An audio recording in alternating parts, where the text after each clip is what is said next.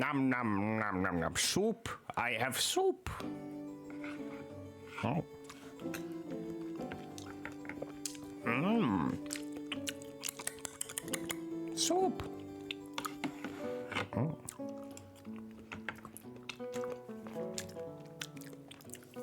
Mm. Some kind of tortilla soup. Mmm. Nom nom nom nom nom. Mm. But yes, hello, people who might be in chat. We are sitting here for a minute, waiting for people to show up.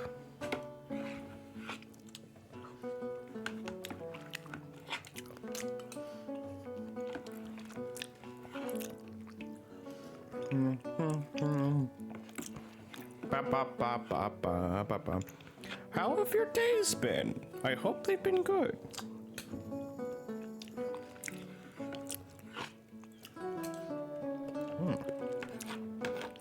There's like rice and corn and beans in this soup.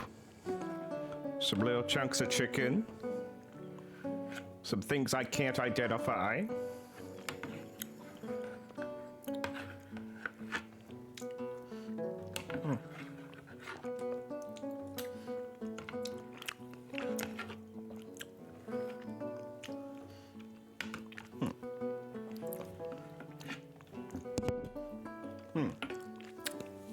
Anyways, we should probably get on to the game, shouldn't we? I know half of you came for the soup content. Surely. I mean, it's in the title. This is a stream with SOUP and Astrologaster. So clearly you came for the soup.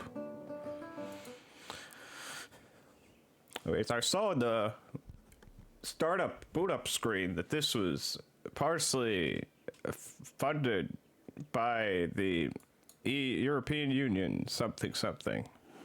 So about Astrologaster takes its inspiration from the casebooks of real-life astrologer Simon Foreman. In the decades around 1600, he and his protege Richard Napier produced one of the richest surviving sets of private medical records in history. These records are a unique source for the study of everyday life and the practice of medicine in early modern England. The Casebooks Project, a team of scholars at the University of Cambridge, led by Professor Lauren Cassel, has transformed this paper archive into a digital archive and acted as a historic consultant on the game. The team at Nyam was inspired and informed by Foreman's casebooks, but the game is not a dramatization of actual cases. Foreman's and Napier's casebooks are held in the Bodleian Library, Oxford. They fill 66 calf-bound volumes, page after page, written antiquated and messy handwriting. To see all the case books and learn more about astrologers and the history of medicine, visit this link website. Okay. Let's start the game. And eat some more soup.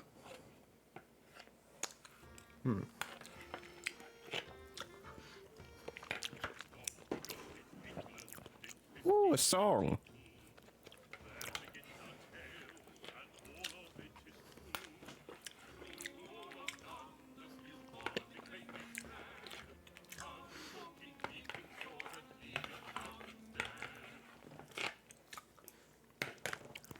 Cool.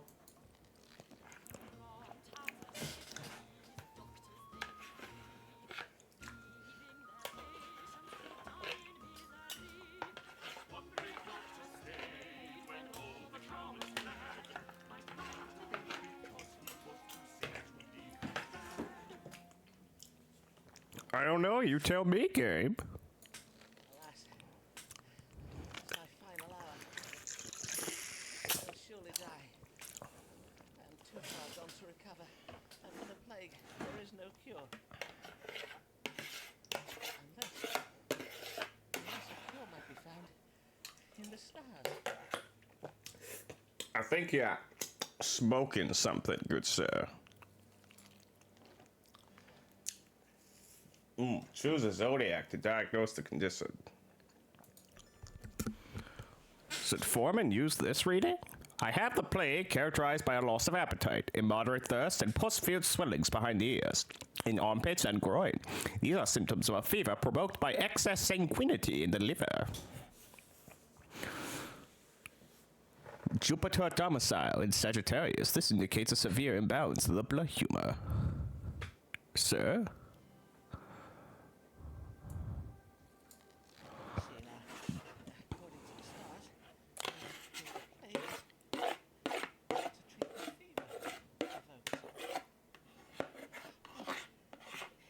Can it be true? Why did a disease so monstrous as the plague be cured by treating it as if it were an exceeding bad fever? Then I must use powerful herbs to bring the fever to crisis and break it. Let me see now. Angelica and dandelion for it. Borage to provoke sweating. Infuse them in wine. Strain and distill the mixture to produce a most powerful strong water. A most powerful, strong water, you say? Well, he's dead. I am cured. I shall now go forth with my miraculous strong water to cure all London of the plague. Okay, then. Querent, Simon Foreman, seen 13th of October, 1959. How might I be cured of the plague? When I judged my plague symptoms as being provoked by a fever, I invented a new kind of strong water to cure it.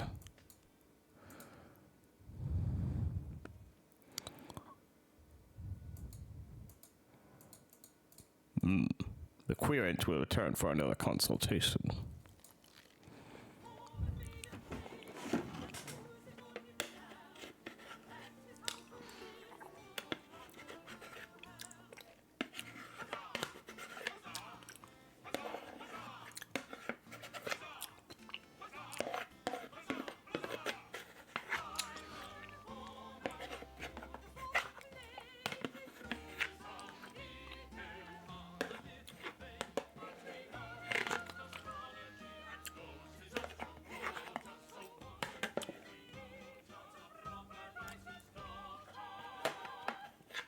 I'm convinced.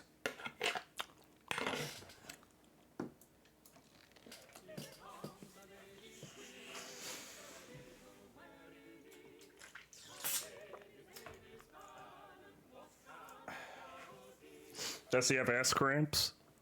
I bet he has ass cramps, I tell you, Chad. God give you good day, madam. How may I? Are you Mr. Foreman? Mr. Simon Foreman, the doctor? Aye, madam. I am indeed Dr. Simon Foreman. I bid you welcome to my consulting chambers. Mistress, Mistress... Alan, Mistress Avis Allen of Lambeth. Alan! Your age, if you please, madam. I'm 33 years of age. How might I do you service this day, Mr. Allen? Pray describe your troubles to me. Well, the pain started last this month on retiring to bed. Oh no, not bad. I'm in the habit of retiring so late. Hmm. My husband... I am in the habit of retiring so late. ...means to celebrate and give thanks. Cold meats? Well, in any case, it started in the night and continued... Why won't you tell me about the cold meats? ...in the pain in my head. And the chundering. I make a note of this. What the fuck is chundering? Is that all? Aye, that is all. Oh, puking.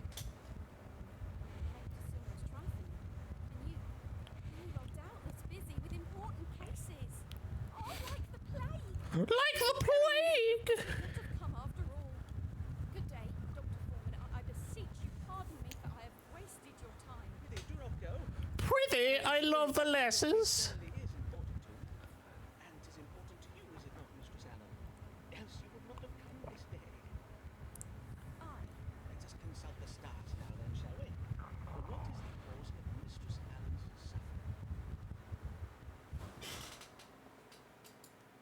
Okay, there's a recommendation.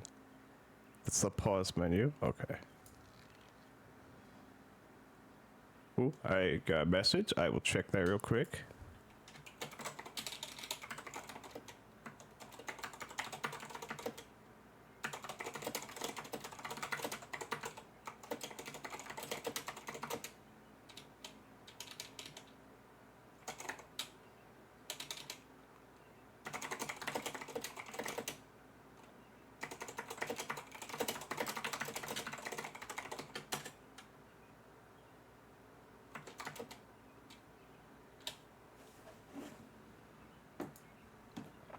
So, the Zodiacs. You were up all night with a headache and chundering. What caused it? Scorpio, ruler of the reproductive system. This indicates a disturbance of the mind. Mercury. So, you see, with child. The trouble has been, could they have been provoked by anxious passions associated with her being with child?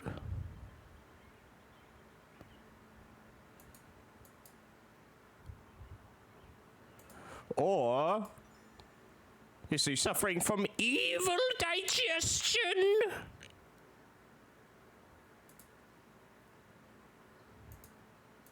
It's in retrograde. Saturn is in detriment in retrograde. I'm gonna guess the Scorpion. You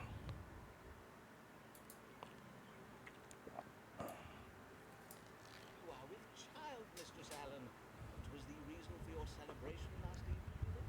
How did you know? Ah, I got it. It's in my chart, madam. There is a planet aligned with Scorpio at present.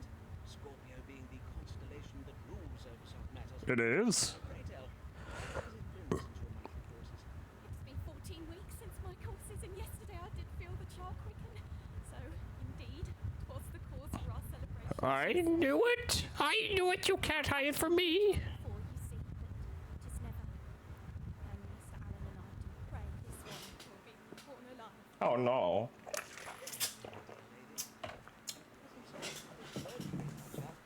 suggests you suffer from anxious passions on account of your condition. And given your ill-fated history, I warrant it was the twin burdens of hope and fear that provoked your troubles last night. I see. Pray take this flask of wine, madam. It is Get drunk.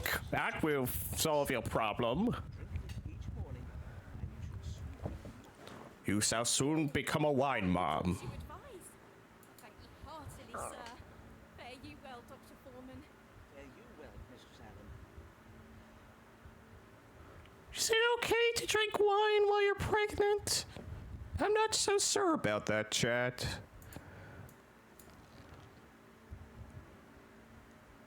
Okay, here's our new querent, Avis Allen.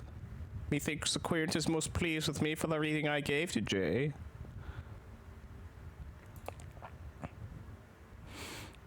Ooh, I almost have a letter of recommendation. What a kind man, Dr. Foreman is, and so patient with me.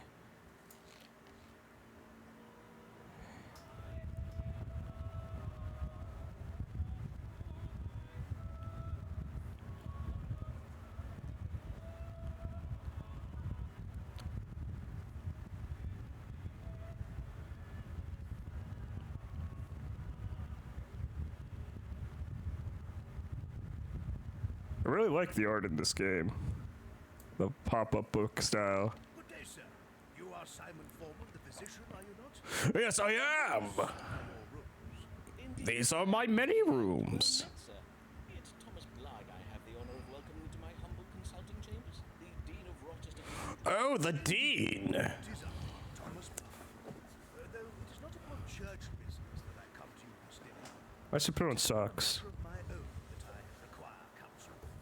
I have lately been offered some very lucrative investments. Very lucrative. And, well, it is said that God speaks to us through the stars, does he not? Yeah, I suppose so.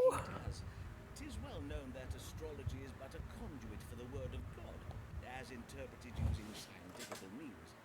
And Is now, really? these investments of which you speak, pray tell of them, if you please.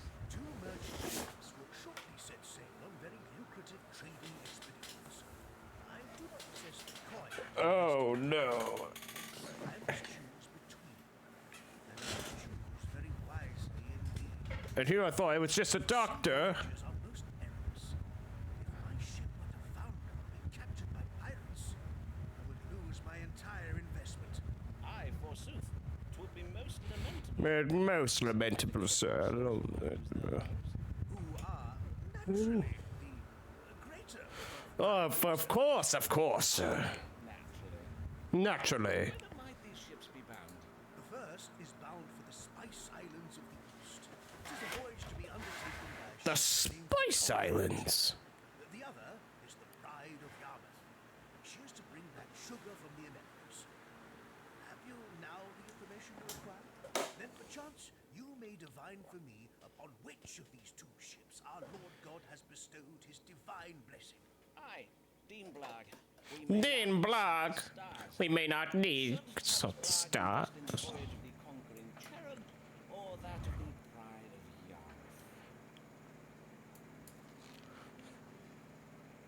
Yarmouth. Oh, this is different.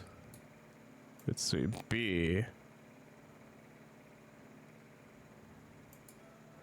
Blake's investment in a trading voyage will result in a change of fortune for him. Uranus, House of Journeys. The ship's name should evoke a woman who partakes in a marriage. Venus.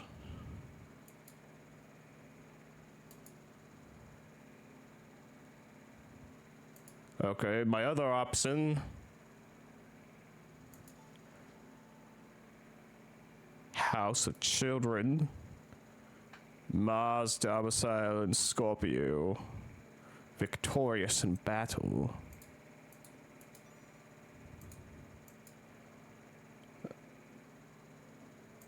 Oh, I've already forgotten half of what you told me about them, sir.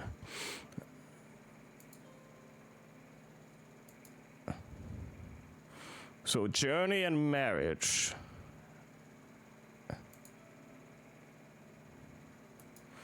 Sir.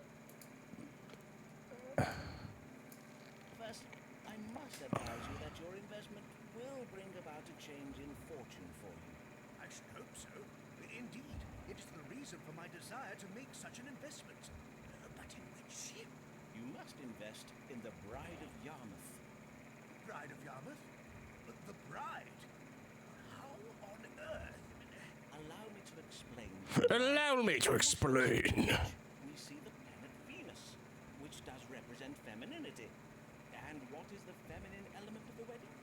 Tis the bride Aha, of course. of Yarmouth. Do you now see? I assure you, my Doubtless it is. Though 'tis of no use to me, for I said nothing of a ship called the Bride of Yarmouth. 'Twas the Bride of Yarmouth. With a B. Ah, verily. But I... Oh, tush, Dr. Foreman. I will not judge you harshly. For in truth, I too do oft find myself thus befuddled. We elder gentlemen cannot expect to be as sharp as once we were, can we? Sir, I hardly think we're of the same age. Prithee, sirrah, as much as I would love to bide and discourse with you, it is almost time for my afternoon nap. Mayhap you would benefit from one of us. Good day, Dr. Foreman. Oh no. My skills are being judged.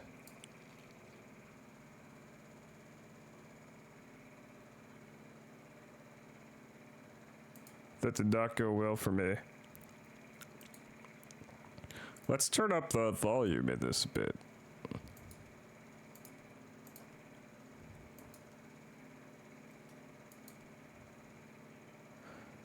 Yes, let's turn up the butts.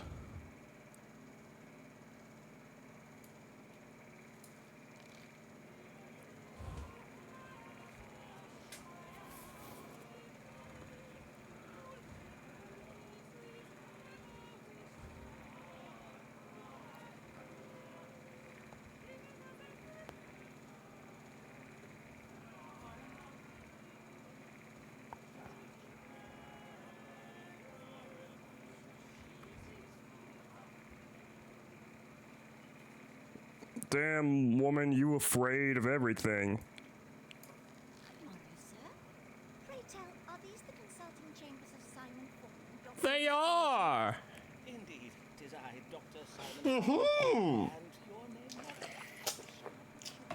madam? Shoreditch? Welcome, Miss Sharp. And how may I do you service this day? Hey, a trifle? To be his wife. Oh no! Kind man. I fear you will think me cold. No, do tell me the gossip. Well, he is exceeding advanced in years. Oh, Do worry, he may not be long for the world. And if not think I could bear it. Verily, I would not. He's elderly.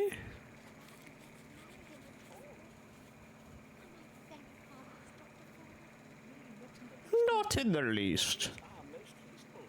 A man in the winter of his life isn't more likely to die. I assure you, madam, it is A medical fact. I'm unlicensed, but I know medical facts. condition, will you not? To wit, any ailment that might suit. Forsooth I do. That is my question precisely. Why, Dr. Foreman, 'tis as if you have a Yes, yes. Merely the gift of logical surmise, madam. Let us see whether a judgment of the stars may calm your fears. Yes, let me consult my stars.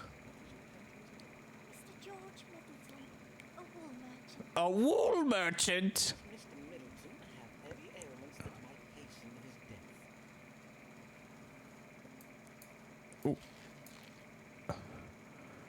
Oh, I have 3 options. He's been bewitched. The enchantment may prove fatal. Oh, wait. Does George Middleton have any grave health conditions? This suggests a mild enchantment cast by a witch, Uranus. Well, Pluto in retrograde suggests the possibility of death, Drake. Oh, my.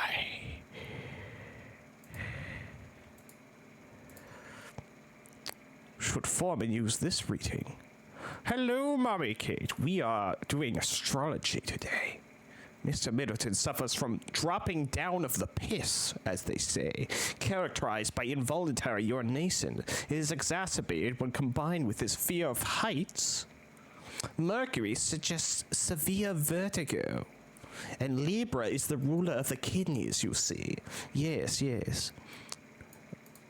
Alternatively, for my third option, he suffers from a cardiac passion, a condition that may end in death. Venus represents an imbalance of phlegm.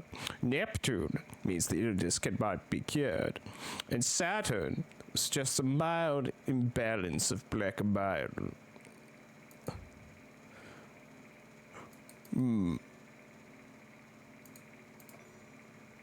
Which of these should I choose?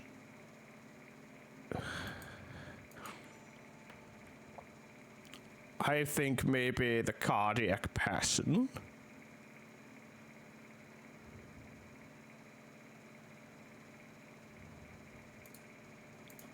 Or the goat.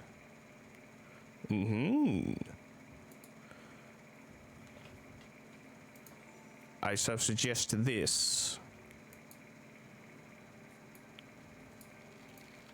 I am full of sorrow, madam.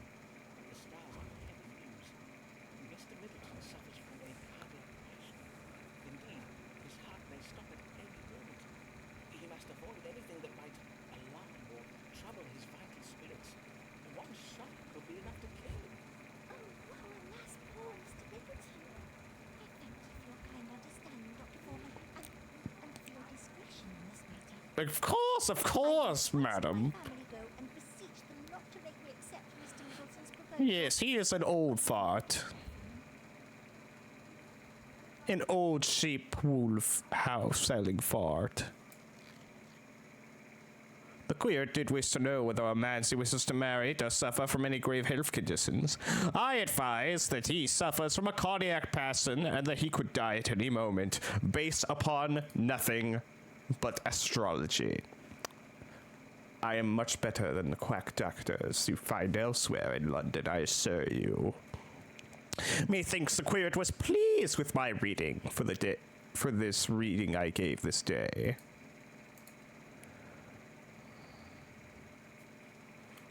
Rag left to go on to the next chapter in our adventure. Oh no, beware! Is the man treating you a qualified licensed doctor? London has lately been opportuned by low-born charlatans claiming the title of doctor. These men have never attended university and therefore cannot be trusted. Any man found to be practicing medicine without a medical license shall also be prosecuted to the fullest extent of the law. Dr. Richard Smith, president of the College of Physicians. How dare they try to smudge me out? My profession, my astrology. I will show them. My model is a little bit frozen at the moment. Excuse me. Ah, there we go. I have suffered a mild imbalance of bile, of course, in the humors. Yes. Now, onwards.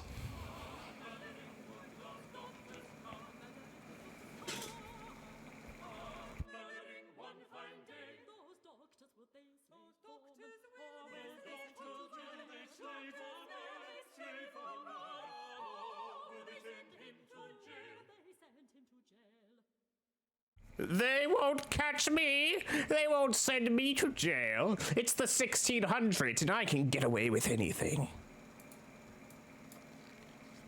With this warning being put about by the College of Physicians, they need to do me harm. It is true that I do not have a medical license. What am I to do? Mayhap the stars will advise me. Oh, I can always find an answer in the stars, I assure myself. The College of Physicians has dark intentions towards me. What should I do?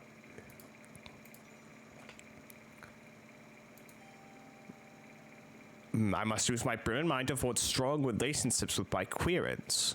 Brilliant mind. Relationships. The solution involves being sensitive to the needs of my querents. The moon, exalted in Taurus, this advises sensitivity. Alternatively, the authority of licensed doctors hold is primarily owing to their wealth and privilege. There is much that they do not know about the physic. Jupiter, falling in Capricorn, represents ignorance. They're making war against me. If I am to become the best doctor in London, I must find a way to end this war. Mars in retrograde, this advises ending a war. And the Church of England can help me, for the Archbishop of Canterbury has a special power to grant medical licenses. The sun, this represents a religious authority, the head of a church.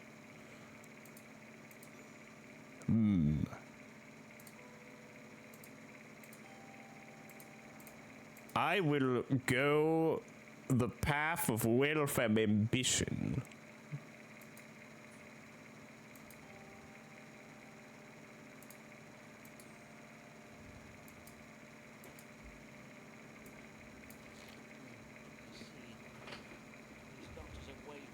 They've waged war, I tell you! Them is to obtain a medical license. House of religion. Ah, yes. A reminder that the Archbishop has the power to grant such licenses. I will one day find a way to petition him for one. Yes. I must serve my querents well. For if I do, they will doubtless favor me with letters of recommendation I can use to petition the University of Cambridge to grant me a license. Yes! It all comes to fruition. Everything's coming up sundered. I did wish to know how to protect myself from the dark intentions of the College of Physicians. The stars advised me to petition the Archbishop of Canterbury for a medical license. I may also receive one of my querents who I must serve well, give me letters of recommendation.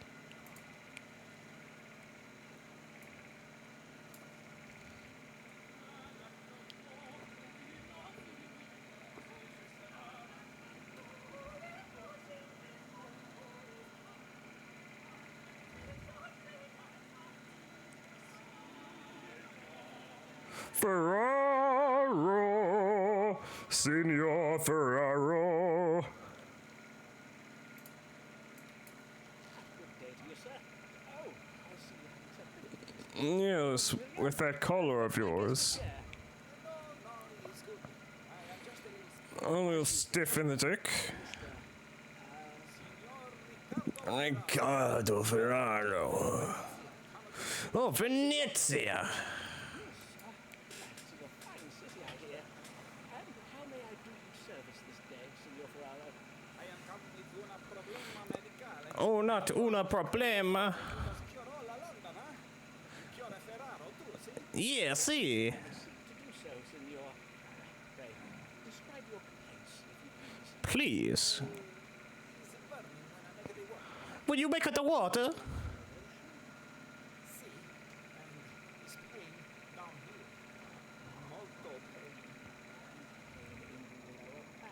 Oh no. Let us see what the stars can tell us.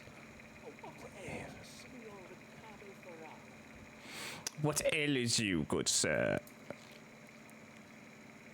I have pain during urination and in my lower back. What ails me? Well, sir, the stars give us 3 options to choose from. First, we have Pisces, which is the ruler of the feet. Mars represents an imbalance of yellow bile color in the body. You could possibly suffer from gout. No, I don't think that's it. Could it be dysentery, characterized by pain in the bowels, faintness, and oily stools? Mercury suggests he's lying to me. And finally, could he suffer from stones in the kidney? This disease can occasion loss of appetite, severe pain in the kidney area, vomiting, and difficulty passing urine. Venus, domicile in Libra. This suggests a severe imbalance of phlegm in the body. Well, I don't think it's Pisces, but I think it could be either one of these. Where are the kidneys? Would that be towards the back of the body?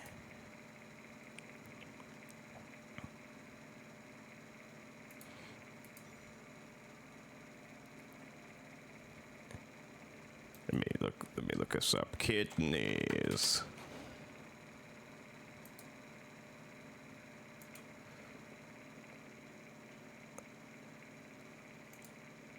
I think that's towards the back half of the body.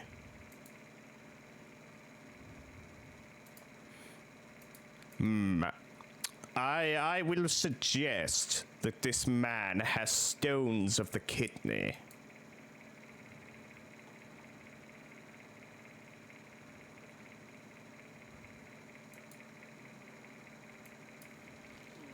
It is a case of stones of the kidney, I would like to say. But worry not, Signor. I will give you an ounce of my strong water to disorder them. Drink this entire flask when you rise at dawn tomorrow. You may then expect to evacuate the stones by way of your privy member within just a few hours. So that's how it works, sir. Strong water. This water is said to cure the plague, huh? I thank you, Signor Foreman. And now Riccardo Ferraro bids you good day. Good day, Riccardo Ferraro. You will probably die. They present with pain in the lower back and during urination. I diagnosed stones in the kidney and prescribed a flask of my strong water. Methinks they was a little pleased with me for the reading I gave this day.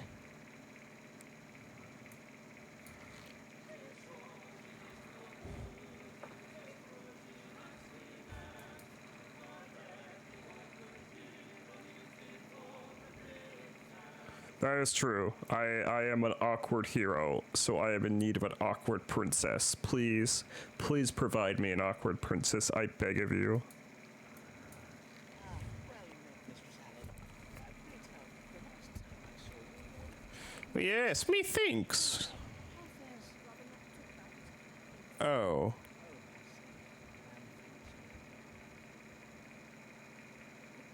Well. Come upon the matter that brings really, madam. I'm come about the new law. They're all. I know not what to do, and I would have counsel. Are in trouble with the law, madam? Nay, at least not yet, but my neighbours have begun to remark unkindly upon my absences. Your absences. From Oh. Feared one of them may soon denounce me. Act against recusants you speak of.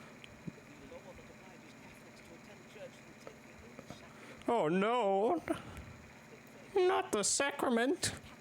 But as well, a law-abiding woman and full loyal subject of the Queen. Long may she reign. Not that, madam. What is the sacrament? 'Tis heresy. So says the Pope in Rome. Speak down to hell if I did it, woman. Ooh. Verily, A most terrible bind. And if you do, yet condemned if you do not. Yours bind with pain. Let's see if the stars may untangle it for us. Should Mistress Avis Allen attend Protestant church services? I am Catholic. Should I obey the law and attend Protestant church services? Oh, this is a biggin. Let's see. You must remain strong in your Catholic faith. When the Queen dies, her successor may revert England back to Catholicism. Mars means strong. Uranus represents a surprising political event, and Pluto represents death. There may be a creative solution for appeasing the Pope in Rome while also honoring England's Protestant legacy. Jupiter represents foreigners. Mercury suggests creativity. Okay. You risk getting in trouble with the law and being punished by the authorities. Sun represents authorities, you see. And it's your duty to cooperate. Venus advises cooperation under the House of Duties. And A... maybe they're just envious of your wealth. Have you considered this? Saturn's in detriment in retrograde. This indicates jealousy. Neptune in retrograde suggests confusion. Your problem is your female neighbors, perhaps? No, I don't think this is right at all.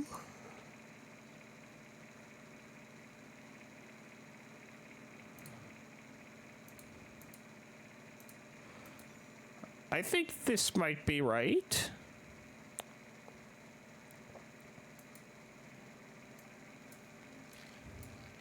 Feel the stars confirm your fears. You must attend church every Sunday, lest you risk being prosecuted for being a recusant. Oh, but not of myself, Dr. Foreman. Here is another solution for that. If you were to cross your fingers behind your back during the service, any Protestant clothing you swear would not. Oh, yes, of course. You must be sure to stand at the back of the church while doing so, so that only God may see, and no one else. See what an ingenious notion. Yes, crossing my fingers. Have saved me. You are so wise, sir. It is so very most admirable. Most admirable. It is you who is to be admired. Strength of resolve, your devotion to your faith, Your... care to fuck me. collection of Venetian glassware. I mean, I would. glassware. I would like that very well. Wish you care to see my collection of Venetian glassware. Wink, wink.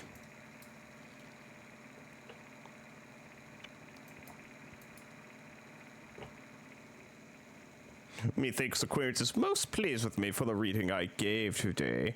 Hello, Nora. I am an unlicensed medical practitioner of the 1600s, and I am solving my patients' issues with astrology.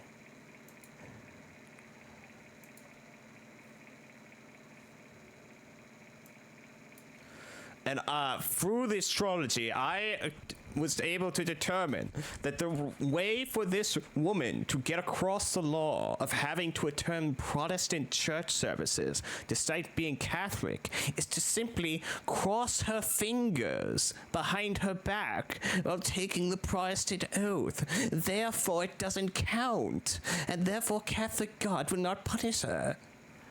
It is most ingenious. Only someone like me could have come up with such a solution.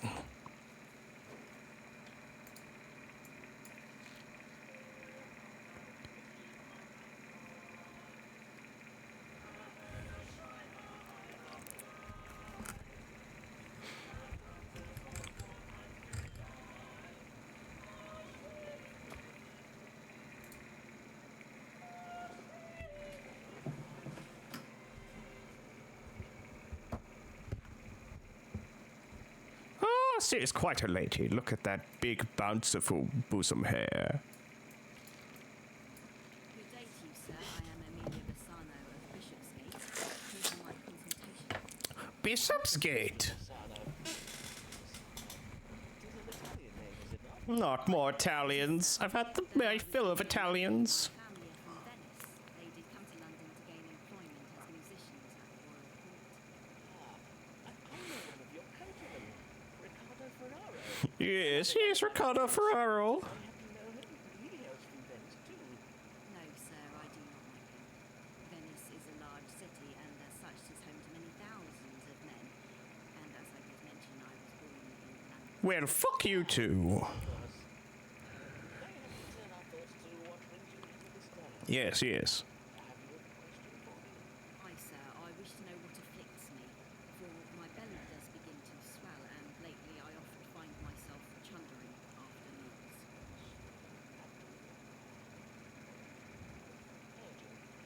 Well, now, let us consult the stars to judge the Yes. What is ailing Mistress Amelia Bassano? Could she be pregnant?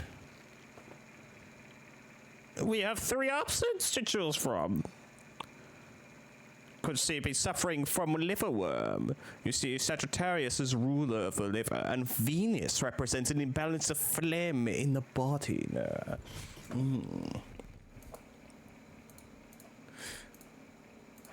Or are they afflicted with a crick in the knee caused by the pressure of excessive weight gain? You see, Capricorn is ruler of the knees, and the sun suggests an illness is chronic. Or is the queen with child? Scorpio is the ruler of the reproductive system, you see, and the moon falling in Scorpio suggests the illness would not last long. I believe that this is the correct answer. I neglected to ask. Is there a Mr. Bassano? I, my father still lives. I mean to say, are you yet married, Mistress Bassano? I presume you are, for the stars indicate that you are with child. Wondrous news indeed. I see. Of course, it is natural for a young lady to be a trifle anxious when she's expecting her first child. And I see you are anxious. Aye, Mr. Foreman, I own that I am. Doubtless you are anxious owing to the unpredictable nature of your condition. For instance, sometimes the child might emerge from its mother's womb weeks or even months earlier than anticipated, A medical fact! and one that should be explained to any husband you may have. Maybe just a you thing, Moss. Not in the least. Not in the least, sir. Some of my maiden parents, I assume you are still unmarried and therefore a maiden, when they find themselves inexplicably with child, they often do not remain unmarried for long.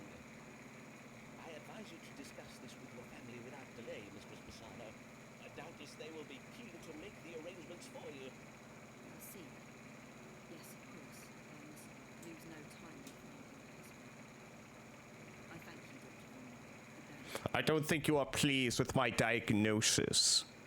Well, too bad. You need to get yourself hitched. They were pleased with me for the reading I gave this day. They presented me with swollen abdomen and involuntary upward purging, so I judged that they were with child. Doubtless Culvin Alfonso will consent to marry me, especially if Lord Hunson settles money on me for the child.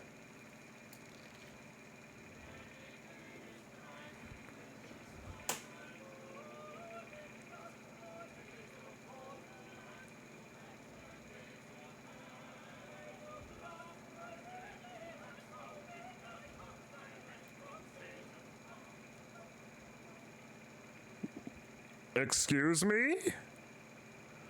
What? What does that even mean?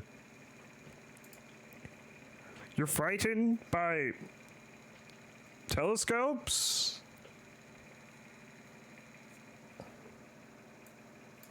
Blessed morrow to you, Dr. Foreman. I am Mary Payne of 4th Street in Lambeth, and come to seek your counsel about my neighbours. Good morrow, Mistress Payne, and well met. What trouble trouble do your neighbors give you? They play their loops into the night, perhaps? Oh, those late night looters. Malignant spell upon your cabbages. Not your cabbages! Tis no trifling matter. Indeed, 'tis a matter of grave importance. Doubtless you do know we have a Catholic living on 4th Street. Ew. By the name of Avis Allen. Oh no, not her. Yes, I did hear tell that Mistress Allen subscribes to the Romish faith.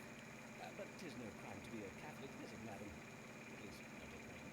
Aye, but harbouring a Jesuit priest is Dr. Oh my. I have spied a man sneaking in and out of the Allen's house. 'Tis my reckoning. The man is a priest who is going hither and thither all over land. Not hither and thither. And take confessions. Doubtless Mr. Allen is hiding in one of those little cupboards. Not the little cupboards. I think Mr. Allen has installed a priest hole in his house.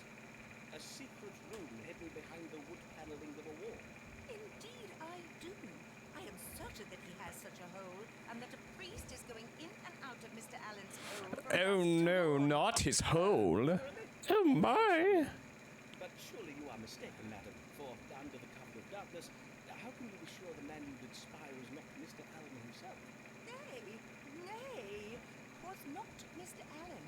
Mr. Allen is a fine, tall figure of a man, whereas the figure I did spy was very narrow and malformed in appearance. Oh no, not a goblin. A little imp of a man. Now, you must not think me intolerant, Dr. Foreman. If Mistress Allen must cling to her idolatrous backward beliefs, 'tis her own affair, and I have no wish to cause trouble for the Allens. It sounds like you It do. is true that Mistress Allen does now attend church on Sundays and takes the English sacrament just as she ought to. But we residents of 4th Street are decent Decent English We will not folk. abide an agent of Rome sneaking around our neighborhood, muttering incantations in some devilish foreign tongue. Oh, the devilish Latin. When I act upon my suspicions, I think it wise to know if there be any truth in them. Then let us see what the stars can tell us. Who is this mysterious stranger, and why does he frequent the Allen's house? I don't want to get Alan in trouble. They're a good patient of mine. Oro pro nobis, indeed. I have 3 options. Are thy neighbors, the Allens, hiding a Jesuit priest? Well, you see, this is the house of possessions, and mods in detriment and Taurus suggest cruelty. The man Mistress Payne saw harbors cruel intentions towards the Allen's household goods and possessions. Mistress Payne would die suddenly, mayhap before the end of this consultation. That one Malfoy, the scrawny little imp of a man. You see, Uranus suggests a sudden change, and Pluto suggests death. Alternatively,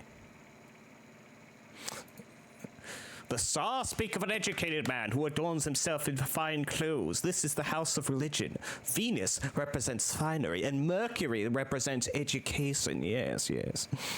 The man you saw must be a public enemy who engages in idolatrous worship of the Virgin Mary. In other words, he is a genuine priest. No, I assure you, my unlicensed practicing is of the utmost quality, Mossy. Yes. The moon represents a woman, the Virgin Mary, while the house is of unknown enemies. The third option, house of relationships, the sun in detriment of Aquarius. This suggests untrustworthiness, and Jupiter represents a foreigner. This speaks of a relationship with an untrustworthy foreigner. As foreigners are untrustworthy by nature, this element may be of no particular significance. But Mistress Allen's maternal instincts have been thwarted by her inability to bear a child. She stubbornly persists in trying to reverse her infertility. Thank you, Mossy. I would like to be taken into a pantry and fed cookies. Neptune in retrograde suggests instincts that have been thwarted, and Saturn in detriment in retrograde suggests a stubborn and head at a reversal.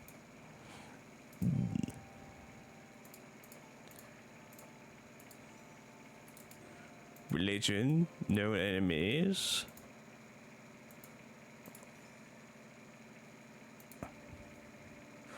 I suggest this one.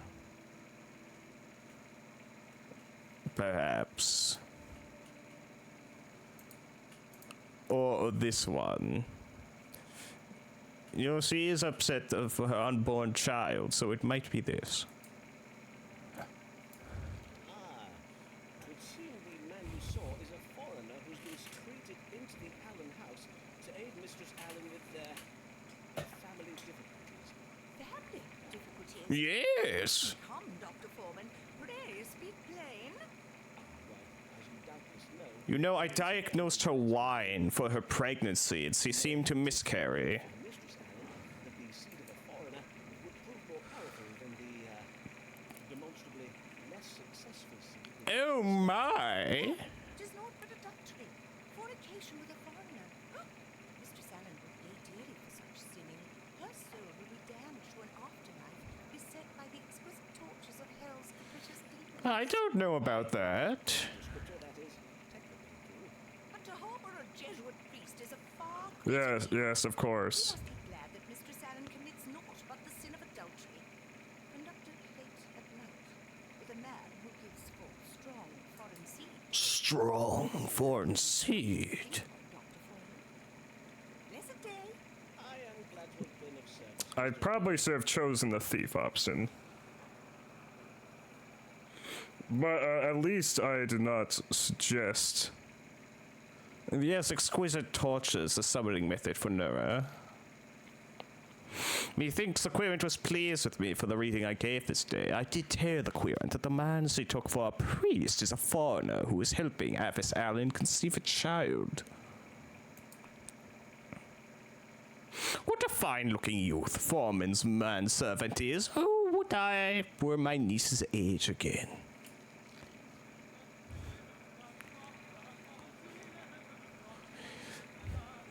Ferraro!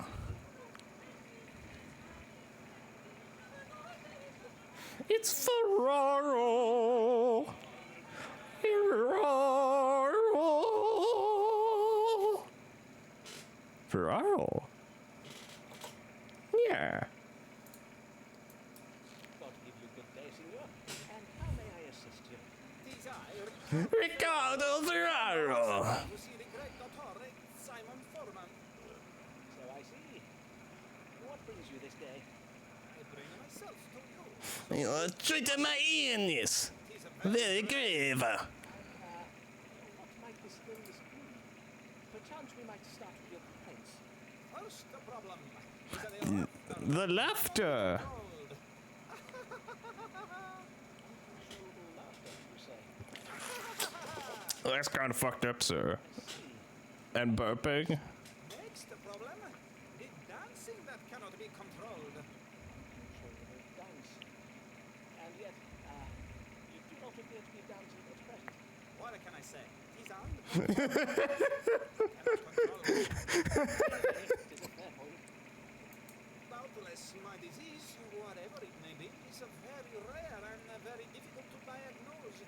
But of course, if it is beyond your medical understanding, Let me assure you, senor, that whatever is said of us on the continent, the learning of we English doctors is unparalleled.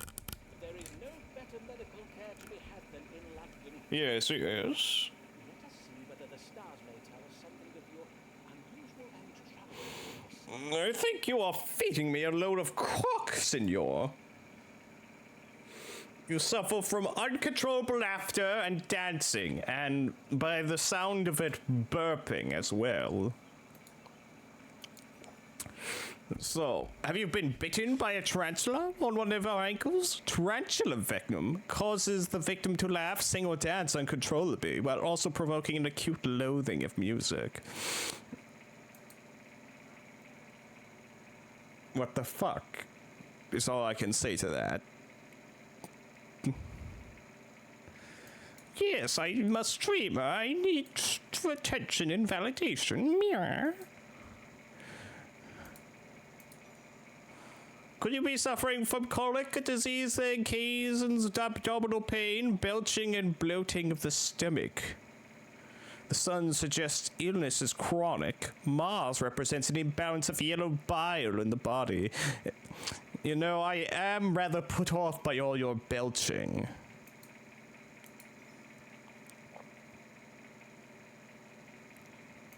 I think I'd rather suggest you have the colic, sir.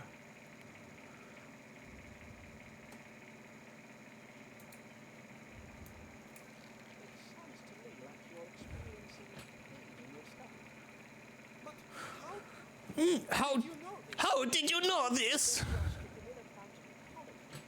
Most doctors do advise upward purging, but I have found the dog cure more efficacious. The dog cure?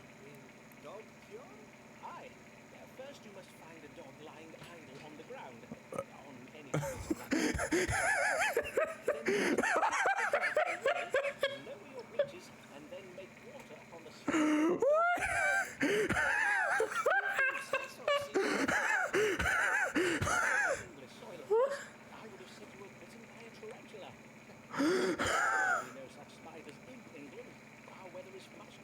What the fuck?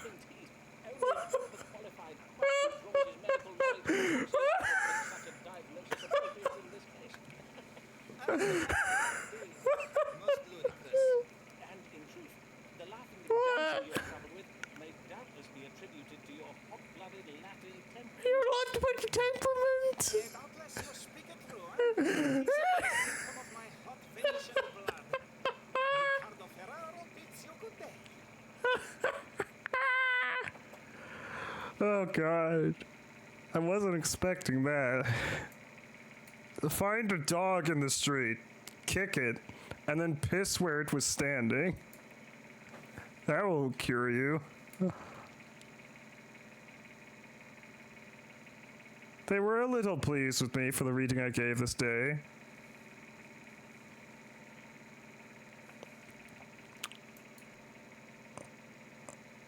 By what manner of dark magic did he learn of my stomach pain? Or your belching? Oh no, here again.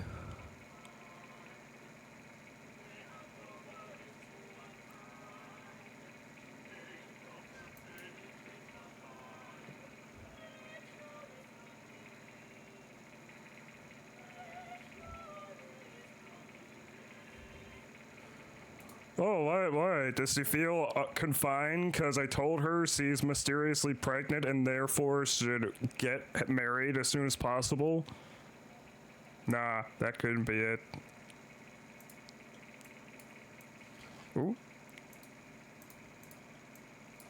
Good day to you, madam. Yes, good day, Mr. Ford. Pray tell, is your Venetian here at Ricardo Ferrari with the patient? It is. You see, his manner is right strange. I passed him at the door, and when I addressed him in the Italian tongue, he abruptly turned from me and ran away down the street. Signor Ferraro. Hmm. Of the mind that I'm aware of. May have you merely dumbstruck by your beauty, madam. Well, now I'm. When a man is rarely struck dumb by a woman's beauty, indeed 'tis quite the reverse. He is oft rendered all the more loquacious, plaguing her with and with hasty declarations and invitations she has neither sought nor invited. But let us turn our minds to happier thoughts. I did lately hear of your marriage to your cousin, Mr. Alfonso. Yes, your cousin. I must congratulate you. And as I recall, I could do that.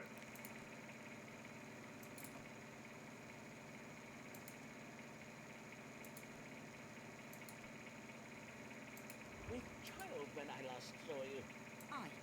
I was, as you correctly judged. And your child and husband are both well, I hope?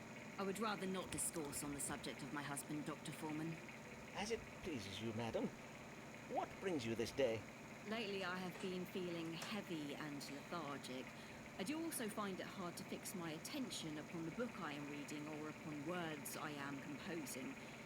And yet, although I oft feel right tired, I am having difficulty sleeping. Ah, well, becoming a mother, beset with all the demands of a suckling babe, can force change upon the normal rhythms of life. Nay, 'tis not that, for I have employed a wet nurse for the feeding and much of the care of my son. Methinks I must have some kind of disease. I see. Let us consult the stars to see what afflicts you. What is ailing Mistress Amelia Larnia? That is very lewd of which you speak, Mossy Stone. The cupping of hands, sachets of fine herbs, and caress them within thine tongue? Scribe close by, etching, based on my axe, and return with illustrations? Oh no, not ligma. You feel heavy and lethargic, yet cannot sleep. What ails you? Well, the sun suggests illness is chronic. Mars represents an imbalance of yellow bile in the body, and Virgo is ruler of the digestive system. So you could be troubled with excessively choleric temperament associated with an excess of yellow bile. Sufferers exhibit an aggressive, opinionated nature, and you are quite opinionated for a woman, I must say. The Leo is ruler of the heart, and Saturn suggests a mild imbalance of black bile in the body, while Neptune suggests the illness is incurable. You suffer from melancholy, or you suffer from phlegmatism, a temperament associated with an excess of phlegm, characterized by stoicism and stubbornness.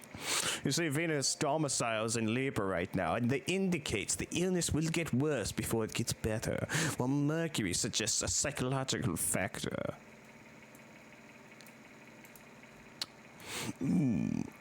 I believe you might be suffering from melancholy. I don't know if melancholy would be you cannot sleep.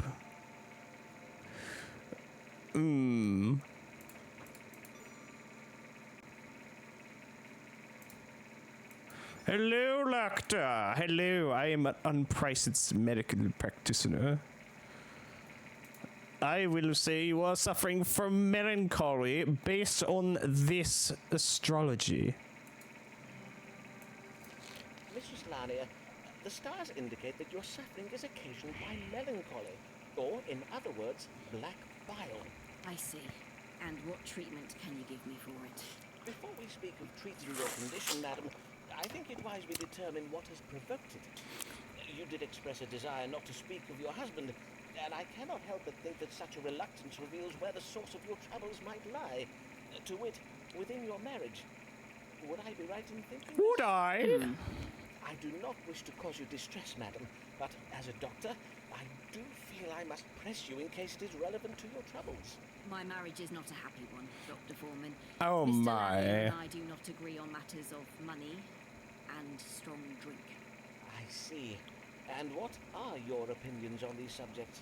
That he spends all our money on strong drink. Oh, you're so opinionated. And your husband cannot be brought around to see your point of view, nor you his, I presume.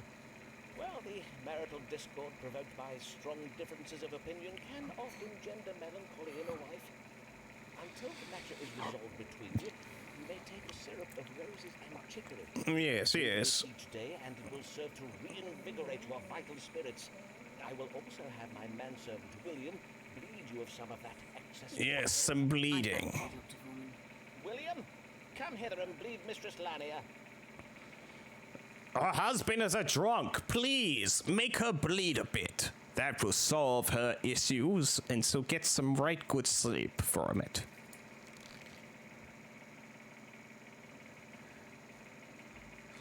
The queer did present symptoms of heaviness, lethargy, troubled sleep, and an unnatural pallor. I advised they suffered from melancholy.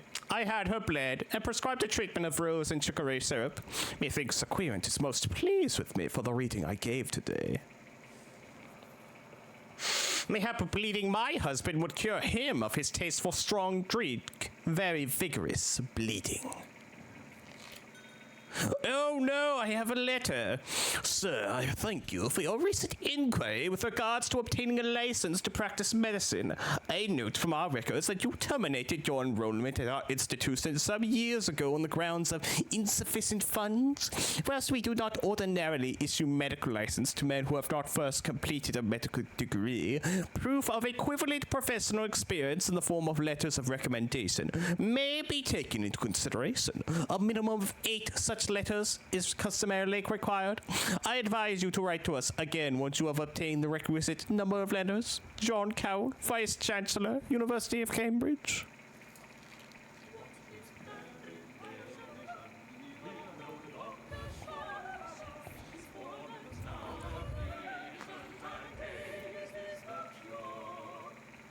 You're right, I do have the hots for this married woman. Oh, sorry. My neck was broken there for a moment. Whew. But yes, I do have the hots for this married woman, even though I accused her of adultery to that nun. Ah, my dear Avis, what a pleasure it is to see you. I have oft thought of our last... Cannot tarry long. My husband will be expecting me home. Of course. But, dear lady, is something the matter? Of course. Do not all your queries come with a matter they wish an answer to? I mean, yeah.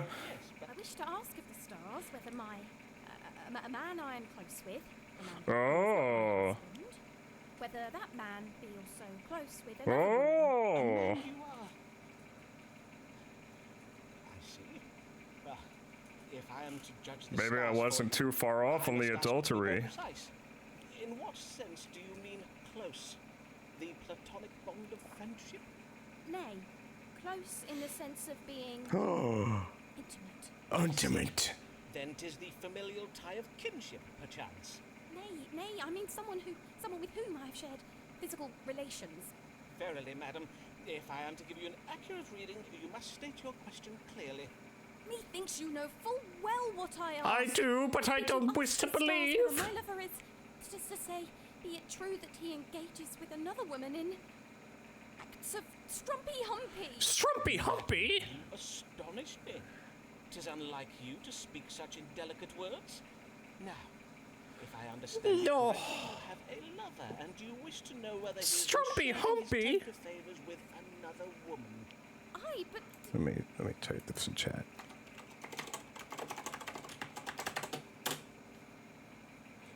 Okay. Now continue. I not verily say so. And now that we have at last fathomed your question, let us read the stars to fathom an answer. Has Mistress Allen's lover been unfaithful to her? Oh my god, I can't believe I guessed right that she's having adultery. And not with me! I want to be the one committing adultery with her, clearly. Why did she see it to me? Well, stars, what do you have to say? Oh, you have 3 constellations here. Her mind has been turned jealous by jealous and confusion. Neptune in retrograde indicates a mind turned by confusion, while Saturn in detriment and retrograde suggests jealousy. She could be more optimistic about her romance with this man. His own jeopardize soul's optimism, and this is the house of love and romance. But the consultation will provoke unexpected intimacies between me and Avis. Uranus represents surprise, while Pluto represents intimate relations.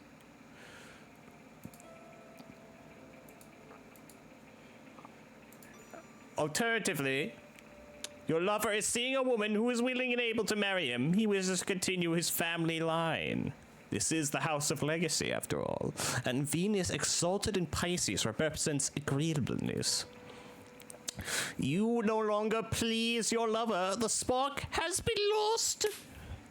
The moon is a detriment of Capricorn, woman. This represents you are unable to please. And the sun represents a mature man, your lover. On Mercury in retrograde, this indicates creativity is being reversed. Your lover wishes to father a child. And your history of stillbirth, well, you clearly cannot father a child for this man. This is likely the more reasonable option, but I want you to go with me.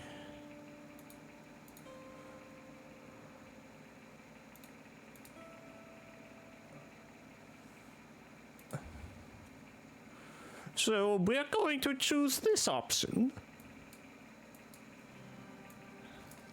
The stars are most clear father has not been coupling with another woman. He has not. He has not? Stars say that your mind has been turned by jealousy and confusion. Now, if there is nothing further, madam... Oh, how relieved I am to hear you say this. Oh, Simon, what a fool I have been not to trust you. Yes, you should trust me more. Twas me all along? You were not speaking of some other man? I beseech you, pardon me, Simon. I had to know the truth from the start. but I did hear tell of other women. Oh my god. No other woman. She does love me. Is it not clear to you that Do you verily, Simon? Oh, my dear. But wait, then who is that man in your house that the nun saw? Who keeps coming into your house at night? I guess maybe he is a Jesuit priest. Oh well. The queer did wish to know whether her lover is engaging in intimacies with another woman. Methinks the queer is most pleased with me for the reading I gave today. She revealed I was the lover she was referring to. We are now having adulteries together. Yes, yes. Coitus post consultatio. Wink, wink, nudge, nudge. Oh, I've received a letter of recommendation. This is most pleasing. It was very wrong of me to doubt him so. Oh, you're new, and you have a monkey.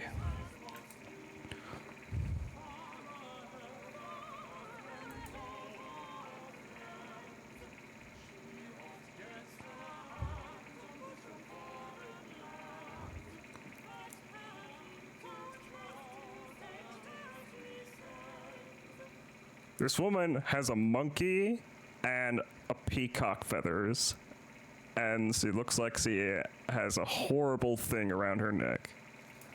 Good morrow, madam. I humbly welcome you to my consulting chambers, and thank you for choosing my practice. Mistress... Fortescue, Mistress Sybil Fortescue. Fortescue? Mistress Fortescue, what may I assist you with this day? I come upon a most troubling matter, sir. I know not whether it is a medical matter or something else. Something else. Can you describe your trouble to me, madam? Well, I suppose it all began with a dinner I hosted at my house last even. Mayhap you have heard of my dinners, Dr. Foreman. Mayhap. They are much talked about. Much talked about, Though much I talked fear about. Last evening's dinner will be talked about for all The the wrong reasons. You say? Yes, indeed, invitations to my dinners are much sought after. Much sought For I host after? the most desirable of guests. Lords, bishops, poets, explorers, painters, Oh and more. my. Last eve I hosted the famous Robert Lord Devereux, the playwright William Shakespeare, and the Bishop of London and his wife. Prithee, As well as Shakespeare. fascinating conversation. At my table, I served the very latest and most original dishes. Last even, I served an exotic green vegetable Potato? called a potato. So crisp and refreshing. She served potato, chat. My God. My dear husband sent them home to me from the New World. Doubtless you have heard of my husband, Captain Fortescue. He is a great friend of Sir Walter Raleigh. Oh, the Sir Walter Riley. You sound most excellent, Mistress Fortescue. But what occurred at last eve's dinner that has you so distressed? Well, in truth, 'twas after dinner. We all felt a strong desire to take some air, and so we left the table to take a turn in some pleasure gardens nearby. The pleasure Then, gardens? As we were walking along the path, right in the middle of the garden, Yes? in full public view, Yes? Do not distress yourself, madam. Prithee, take your time. my guests and I were, all of a sudden, stricken with pain. We Oh. began chundering and voiding from our... But there was nowhere to turn, you see. There were no bushes close by to shield our modesty. It You was began unspeakable. shitting? A moment, madam, as I note this down.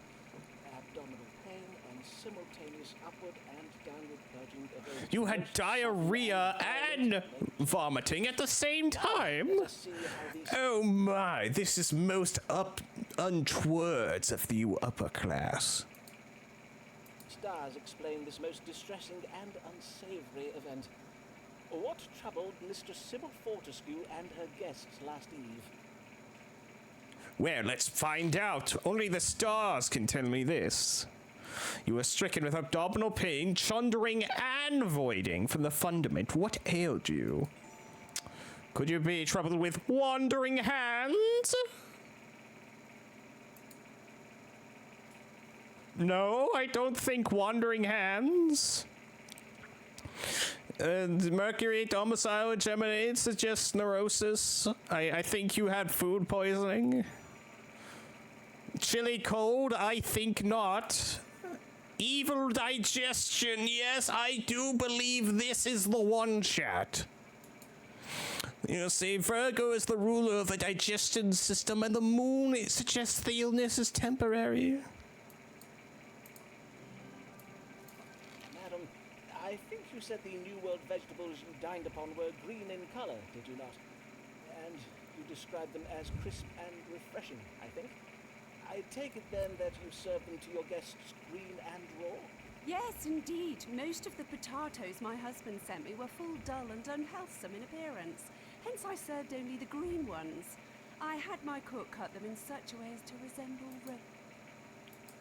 You served them only the green potatoes. Well, there's your issue, madam. roses. 'Tis the way I oft serve my apples. Ah, then your trouble was a severe case of evil digestion. I have read that these vegetables can be noxious if they turn green. Oh, my days! Do you mean I poisoned my guests? Yes. In a manner of speaking, aye. But worry not, madam, for the suffering was but temporary. Indeed, it does sound as if the bodies of your guests were most comprehensively purged of the poison. However, in future, be sure to cook the potatoes.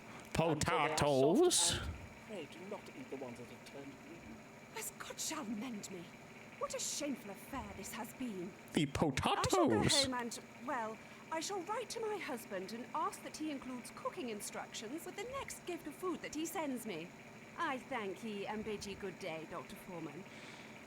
You vomited and shitted at the same time because you ate rotten potatoes. Methinks the queen is most pleased with me for the reading I gave today. Monomall, hello! It is nice to see you this day. Oh, has it really been an hour? Well, we are diagnosing people's conditions through astrology. We are unlicensed medical practitioner, but I assure you, I am do good.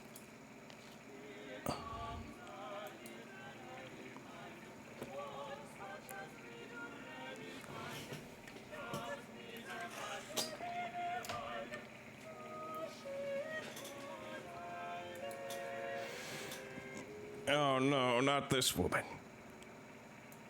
Yes, it's always a good time when I'm about. It's always a good time when chat's about. Good even, Miss Lanier. What brings you? What I'm brings about you, my future woman? performance. I wish to know whether I will find success as a writer of poems and plays. You can predict futures, can you not? I suppose.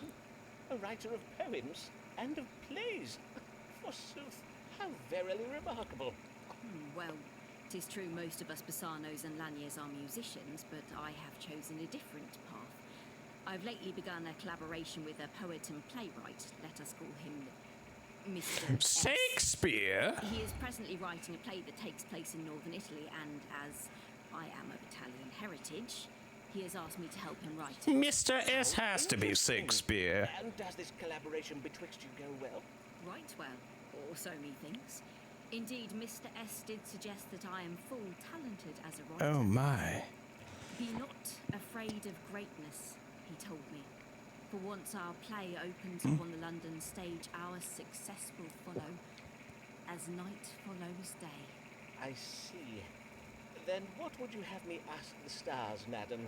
Well, I've noted that Mr. S, although a brilliant man, is oft prone to exaggerated Oh no, melodrama not and exaggerated false melodrama. emotions.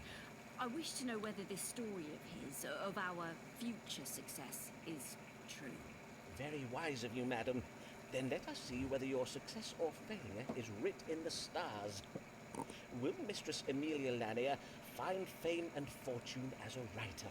Methinks maybe.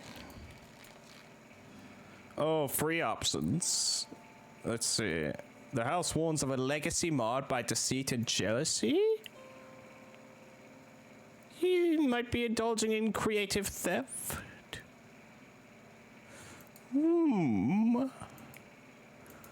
Let's see. Oh, this option. The stars urge you to be more sensitive to the needs of her child. What does that have to do with anything? If Mistress maintains optimism, her ambitions will be realized. Not only will she be successful, her work will lead to transformative and surprising political changes. Ooh. Mars domicile in Aries suggests victory. Jupiter advises optimism. Uranus represents surprises in politics, and Pluto represents transformation. You and her writing partner work well together.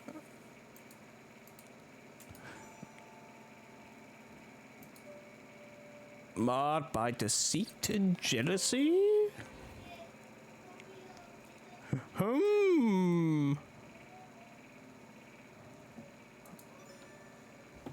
Maybe this one? It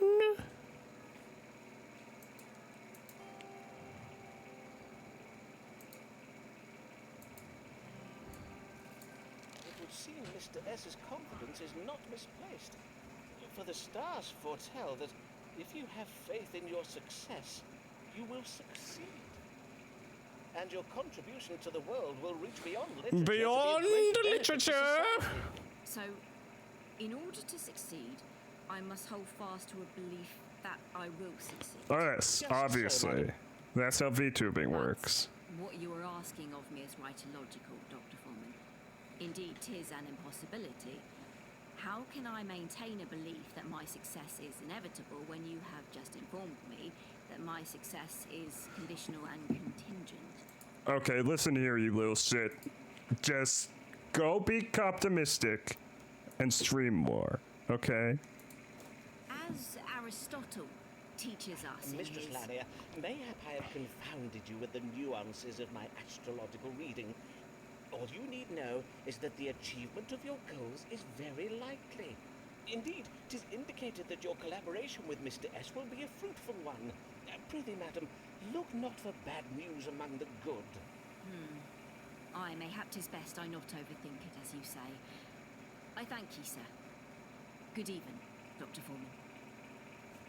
Good evening indeed, madam.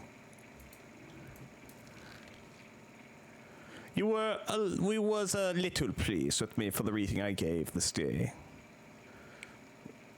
Our collaboration was fruitful and would bring her success. That's what I advised.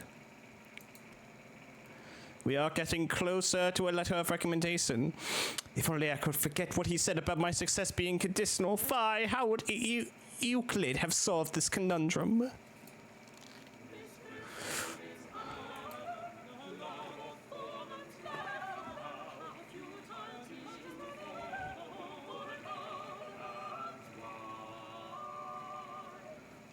Yeah, fuck that. I'm gonna be committing some adultery. Let's go. Good day to you, sir.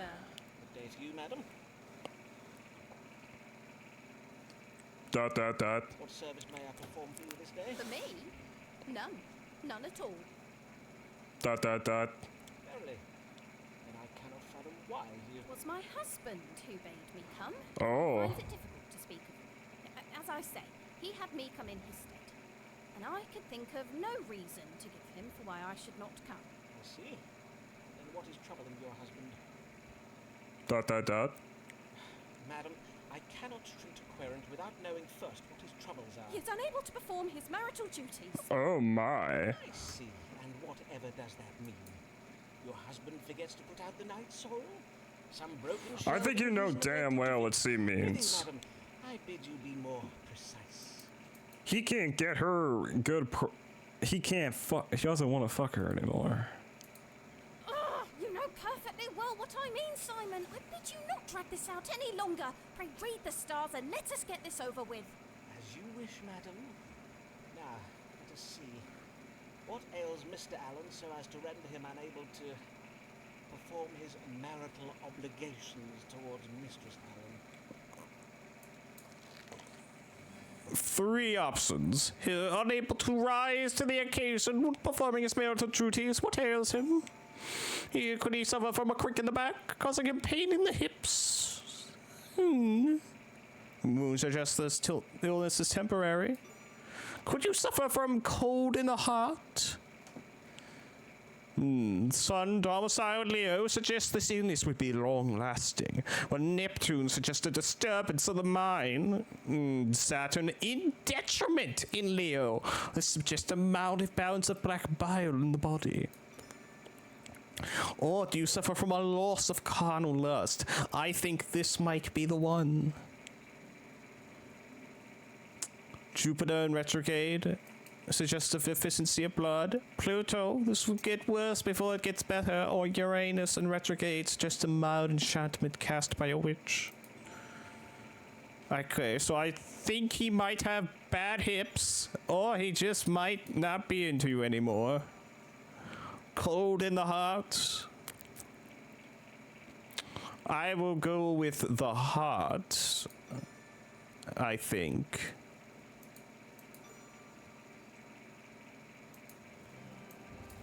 Mr. Allen is afflicted with a cold in the heart, caused by an imbalance of black bile.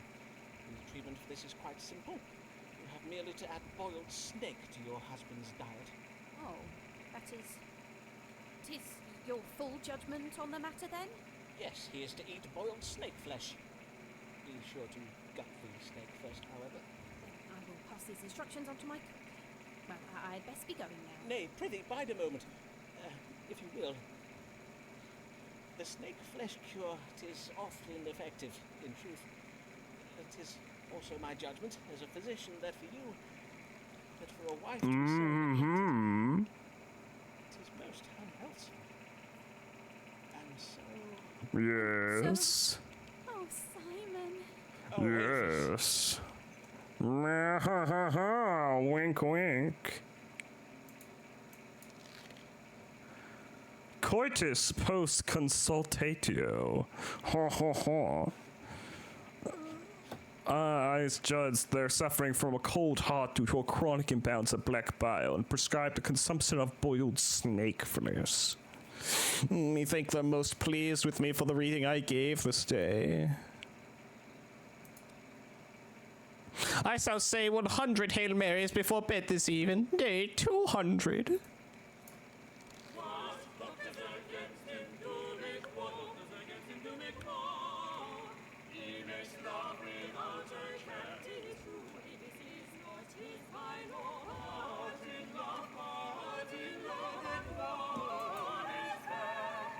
Yeah.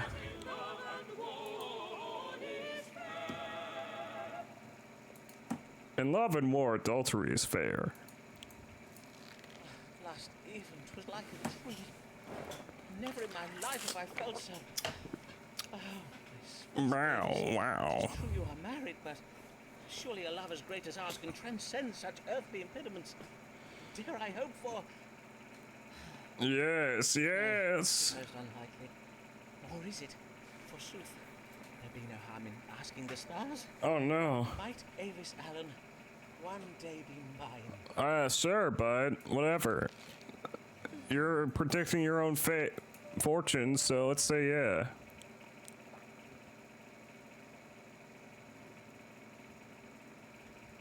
Her past cannot be erased.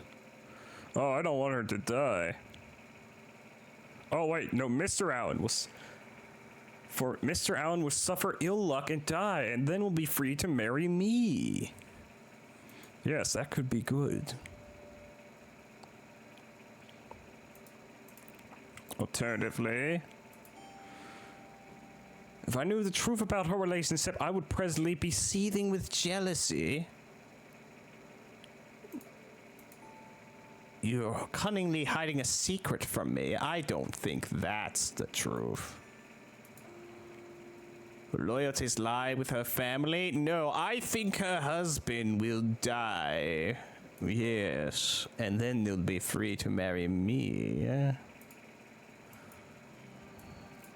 says, Avis Avis is one day to be widowed, which will, of course, be very tragical.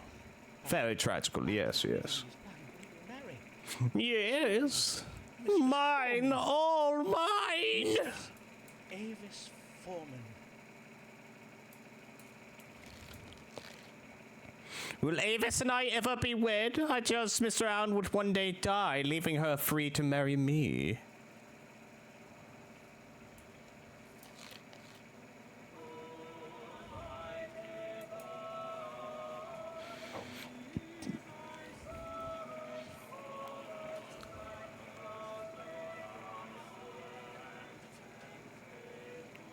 Sin in temptation.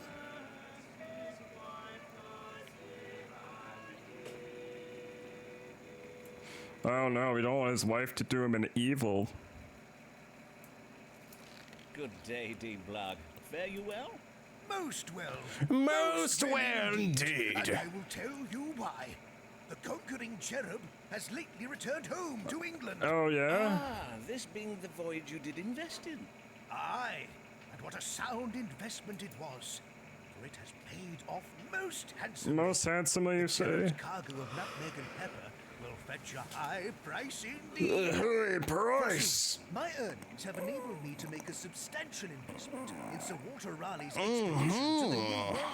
Ah, methinks I've heard of this. 'Tis a quest to find the fabulosity of gold, is it not?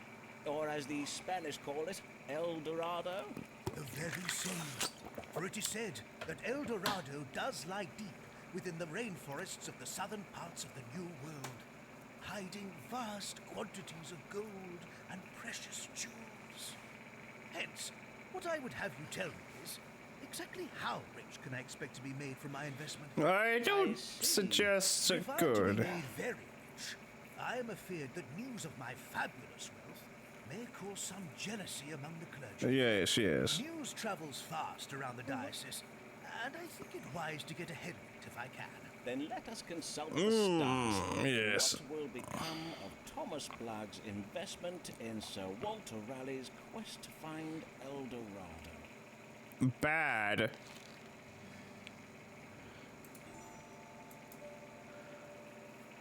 No, you will not getting this.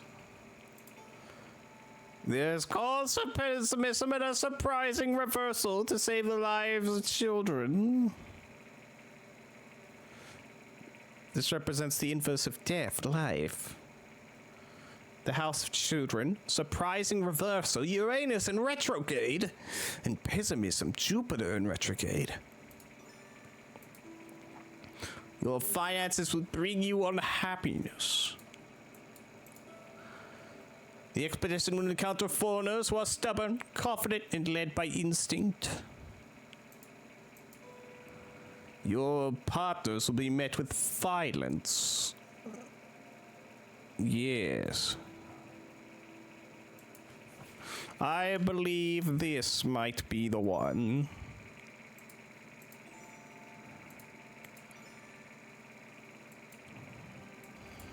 I have ill tidings for you, Dean Blogg. Raleigh and his men have been set upon by a tribe of angry New World natives.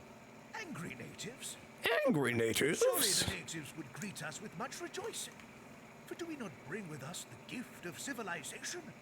Would they not crave freedom from their tyrannical chieftains and cruel pagan gods? Well, it would seem these particular natives cannot be reasoned with, as they are led by instinct alone, and they will fight to the last man, as it is not in their nature to surrender with honor, as Christian men would. Truly? But, Alas, I am afeard that Raleigh shall be forced to abandon his search for El Dorado, and your investment will come to naught. I must own, sir, that I cannot share your uncharitable view of these savages. They may be heathens, but are they not still God's children? I will now take my leave that you may engage in quiet reflection upon the spiritual dimensions of this question. What does this mean? They did not like my advice. Oh.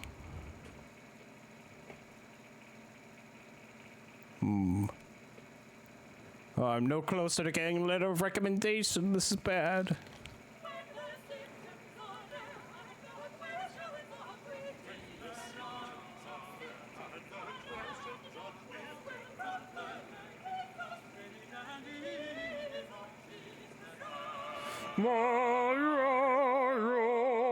Yes, Signor Ferraro. Good morrow, sir, and well met. Indeed, 'tis I, Riccardo Ferraro, come once again to the great Dottore Simon Forman. Yes, Glad to see why me. you are come. Methinks you are not well, Signor. The colour of your face is quite alarming. It is because I am losing the blood. The blood does drain away from my face, away down my body, and out of my... You are bleeding from your fundament. How much have you been bleeding, and for how long? Un poco, not too much. It does come and go. Sometimes blood, sometimes no blood. You stop the blood, see? Mayhap I will, but first I must consult the stars to find a diagnosis. What ails Signor Riccardo Ferraro? Good question. They are bleeding from thy fundament. Could you suffer from jaundice? A blockage to your neck has caused color to pool in his head, turning his face yellow. Or do you suffer from hemorrhoids, which are swelling in the anus and rectum? Blind hemorrhoids cause pain, whereas open hemorrhoids are apt to bleed.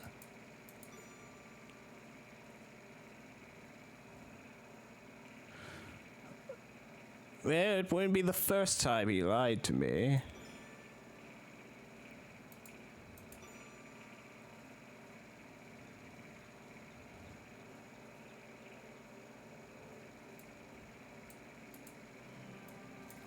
I am afeard you have jaundice, Signor. You must be purged of this excess of choler directly. I advise taking a hot bath, into which you must add an ounce of vinegar. Be sure to breathe deeply the vinegar. Molto bene. Okay, this man keeps wanting to give me wrong information about what's ailing him for some reason, but he can't fool me. Will take this bath that you advise. But what of the blood that is coming from out of my nethers? Oh, worry not over that, Signor, for 'tis a most natural and healthsome process. Your body is merely attempting to purge itself of corrupted choleric blood, much the same as does occur in a woman's nethers each month. But a man has what are called hemorrhoids for this purpose. Are you sure? That is your final answer? Indeed it is. I do assure you, Signor, 'tis the very latest medical thinking on the subject of hemorrhoids. Yes. You are welcome to procure a second opinion, but I warrant you will find that most doctors in London will tell you the same. You have Riccardo Ferraro bids you male good day, menstruation. Signor Foreman. Yes, I am not a fraud. He has male menstruation, otherwise known as hemorrhoids. They were pleased with me for the reading I gave this day. I did diagnose jaundice and prescribed a vinegar bath. I explained the bleeding from his hemorrhoids with naught but the corrupted blood from his liver being downwardly purged.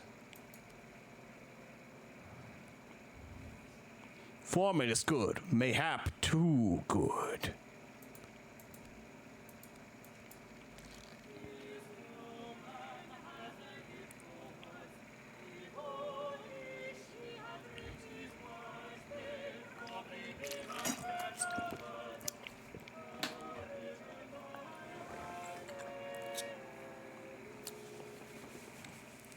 Oh no. Did you see that? See what, madam? Your querent, Signor Ferraro, scuttling away from me like a frighted rabbit. What have I ever done to upset Good him? question. He is All I did was suspicious. wish him buongiorno as I passed him at the door. I think he's not really Italian. It does sound full strange. But let us not think of him, but of the matter that brings you hither, Mistress Lanier. How do you fare? I fare most well, in the main. For you spoke true when you said my collaboration with Mr. S would be fruitful. It is going exceeding well. Verily, Dr. Foreman, I would be right content with my lot at present if it were not for the trouble I am come about this day. Pray, tell me of this trouble, madam. I am being proud. Proud. Sometimes in the night I see him following me home. One time he thinks I even caught him looking at me through my window. Oh my. I would have you tell me who this prowling man might be. A prowler? How very worrisome. Can you describe this man to me? Describe him. Nay, for 'tis always at night Aw. that I spy him, and I have always been too frighted for my eyes to linger upon him. Too frightened. Then let us see what light the stars can shed upon the identity of this man who hides himself in darkness. Yes, yes. Who is the man prowling Mistress Lania? Tell me your secret, stars. Ooh. Could this be a man of authority and a master of wit? Who you might consider a friend? The prowler harbors undeclared feelings. Could you be suffering a mental confusion owing to your religious beliefs? You also harbor an unjustified level of mistrust towards prospective romantic partners? I don't think so.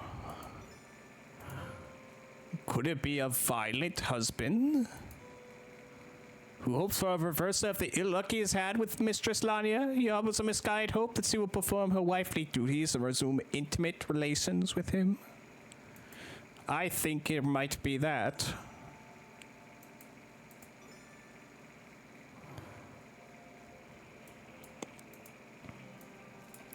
Madam, how have relations betwixt you and Mr. Lanier been of late? Does he exhibit any signs of a cruel or controlling nature? Is he prone to violence? Aye, indeed, Dr. Thorne. My husband uses uncouth words. Uncouth words? When he is in a temper. All the more so after he overindulges in strong drink. I am full sorry to hear it, madam. But it does solve our mystery. For the stars suggest that it is none other than your husband who has been prowling you. Verily, in truth, it does not surprise me. I will to home go and tell my husband. Prithee, madam, for the sake of your safety, act not in haste. If confronted, your husband may... Oh my. There is truth in what you say. Forsooth, if Alfonso would spend his evenings following me about, mayhap I leave him to it. For if he hopes to catch me cuckolding him with another man, he will be Cuckolding? exceeding disappointed. Yes, yes. The querent believes he is being prowled by a man, and did wish to know his identity. I advised the querent that her husband was the prowler. Methinks they was a little pleased with me for the reading I gave this day. Oh, I'm close to a letter of recommendation. Mayhap Alfonso thinks I am betting Mr. Shakespeare? Nay, Alfonso knows me better than that. Sir Walter Raleigh fails to find legendary treasure city. Rumours say next Raleigh voyage is to pot of gold at end of rainbow. Hear ye! Reports have lately come in that Sir Walter Riley's expedition to the New World in search of El Dorado has been a colossal cluster failure. Despite Rayleigh's assurance to the Queen he would return with gold raided from the legendary city, it's said that Rayleigh's ships brings back naught but potatoes. Experts predict Her Majesty's production to be somewhat testy. Oh my, Nura. Oh my, they brought back not gold, but potatoes.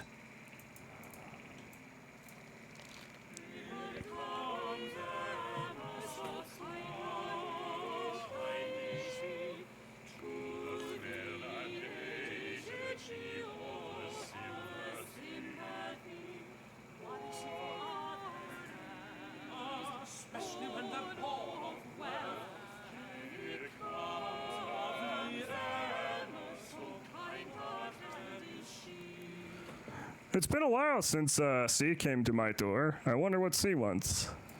Good day to you, Mistress Sharp.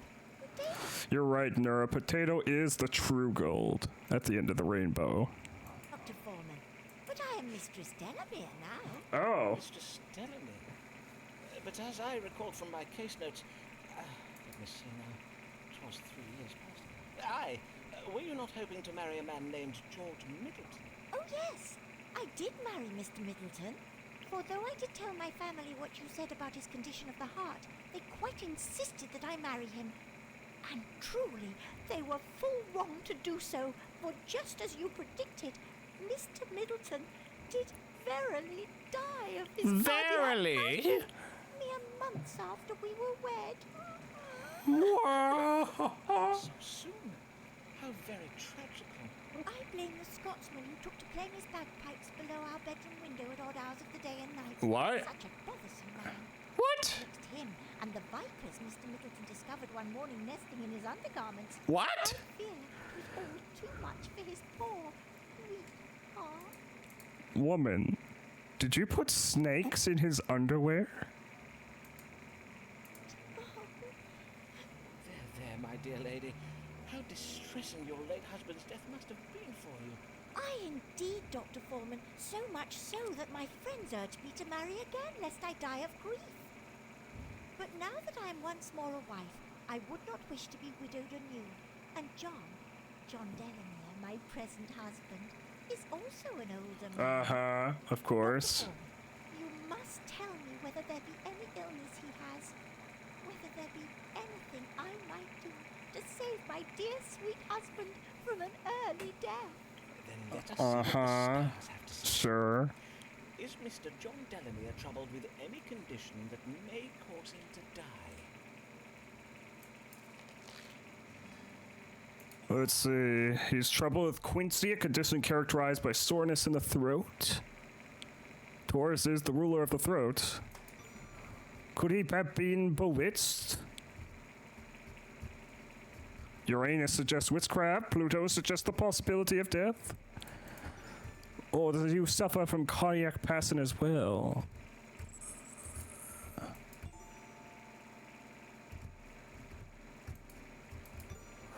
I don't know which of these I should choose. So far I haven't suggested anyone's been bewitched. But I feel like she wants him dead.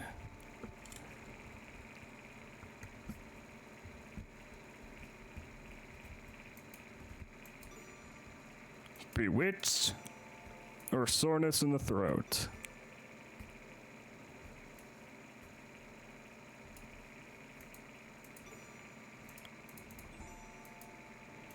Yeah, I'm gonna go with cardiac passion.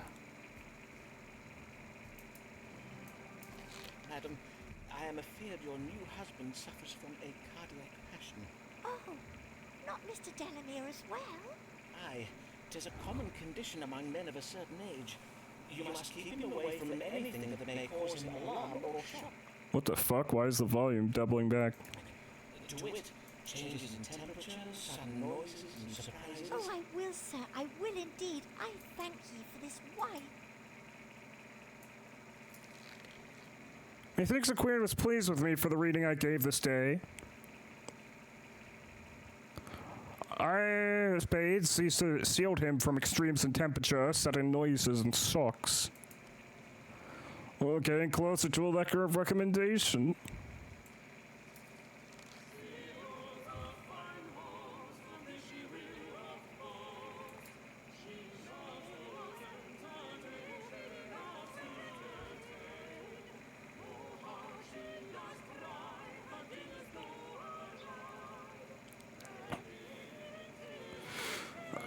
Oh no!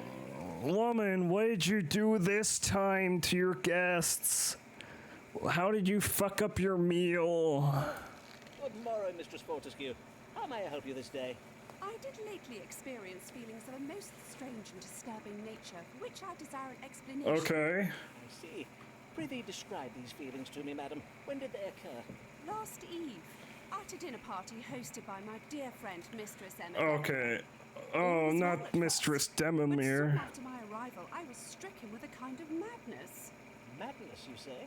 Yes, moments during which I found myself overcome with feelings of mirth, laughing most immoderately at the dullest of remarks made by other guests. At other times, I felt an unnatural fascination with the shape of the candelabra in the Oh table my. centerpiece. And all the while, I was so ravenous with hunger, I quite absent-mindedly ate all the sweetmeats at my end of the table. I fear my rapaciousness did not escape the notice of guests seated beside me. Such an immoderate appetite is out of character for you, I take it. It could not have merely been occasioned by anxious passions? Why, nay, Dr. Foreman. Forsooth, I ought to have been very calm last eve, for I did spend the afternoon inhaling the fumes of an aromatic oil. A gift from my sweet husband, sent back from his explorations in the Near East. I did mention my husband, Captain Henry Fortescue, before, I think. He is a great friend of Sir Walter Raleigh. Oh, Henry... Woman, you got high and you had the munchies. He and Sir Walter find the oil most relaxing, so he tells me. Yet you were not so very relaxed last eve, I take it. No, not in the least. For I fear a capricious spell was cast upon me. Over the course of the evening, I developed the strongest intuition that malignant forces were present in the room, and that I had been bewitched.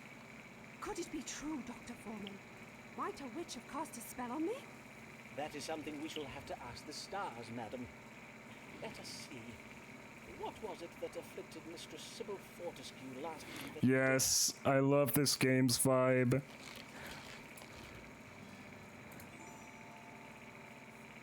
Yes, it has to be the smoke inhalation.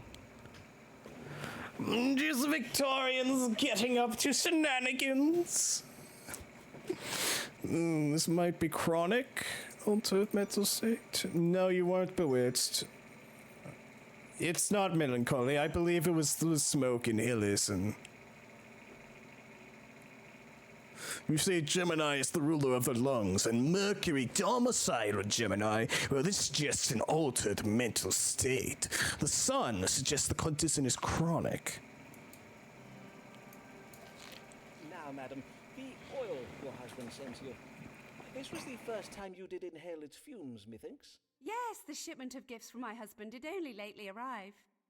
Then I think we have your answer. I have read some interesting tales of such oils and herbs of the Near East. 'Tis said they occasion certain temperaments, to wit, an excessive sanguinity, which will of course the immoderate laughter and increased appetite. They can also provoke a narrowing of the mind, which would explain your temporary fascination with the candelabra, and I believe the fumes of this oil may also have been responsible for the notion that you have been bewitched. And the men of the Near East gain pleasure from this oil? They would render themselves foolish on purpose. Aye, indeed. Foreigners have many strange customs and desires that we cannot hope to understand. How fascinating! I thank you for this explanation, sir. Indeed, 'twill make for a most diverting tale with which to regale guests. Hello, Zeplander. Nice to see you. At my next dinner. God give you good morrow, Dr. Foreman. I have successfully diagnosed that this Woman was not bewitched, but was merely high on a hookah. They think they are most pleased with the reading I gave today. I wonder if Dr. Foreman's manservant was ever in the nearity. His arms do appear very strong.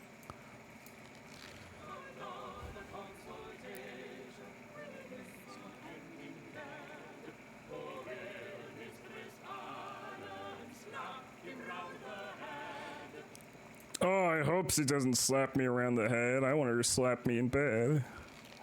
Good day, Mistress Allen. What brings you this day?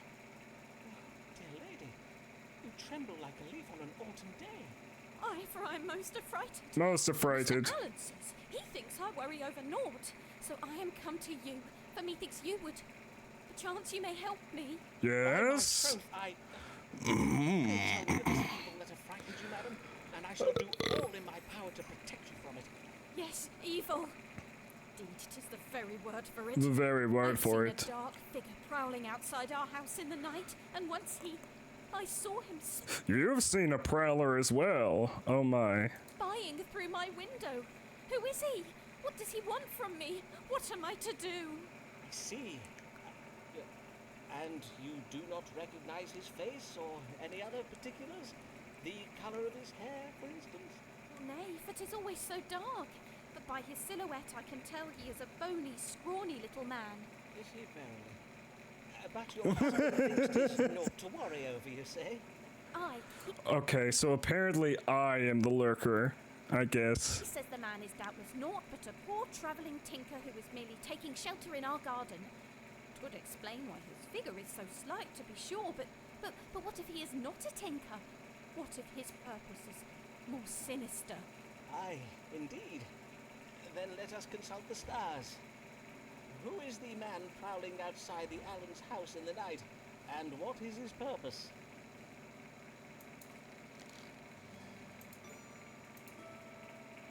Intimate relations between Avis and I is changing. House of relationship with Querent. Uranus represents chains. Pluto represents sex. The Prowler is mature, intelligent man who is a secret enemy of the Allens. Or Avis is mine. She must rein in her behavior.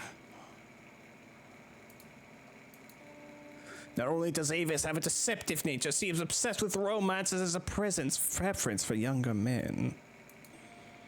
Avis risks being punished by God for her freaking comings and goings from her home. No, I believe it's this one.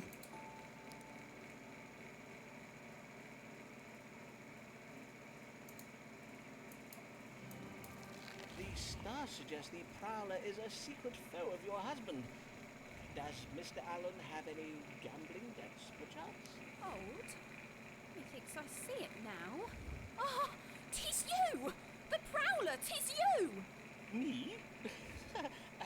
How now, madam? What an outlandish notion. So you would deny it? That you have prowled and spied upon me these last months? Prithee, Avis, you've got it all. I will not have it. I am not a thing to be owned. Oh, I'm not one no. of your prized possessions. I made the wrong Prithee, choice. Madam, put that down. Put it... Ah! Fie, madam. That was a priceless Venetian vase. Oh no, I made the wrong decision. She took my advice most ill. She accused me of prowling her.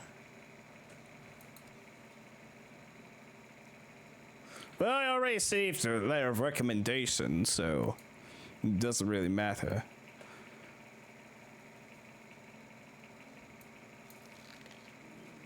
Ooh.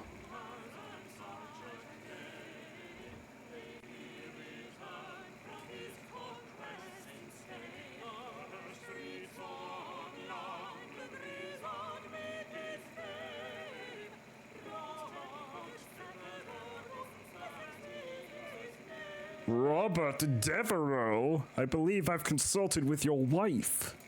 Good day, sir. How may I? By Jupiter! Can it be true?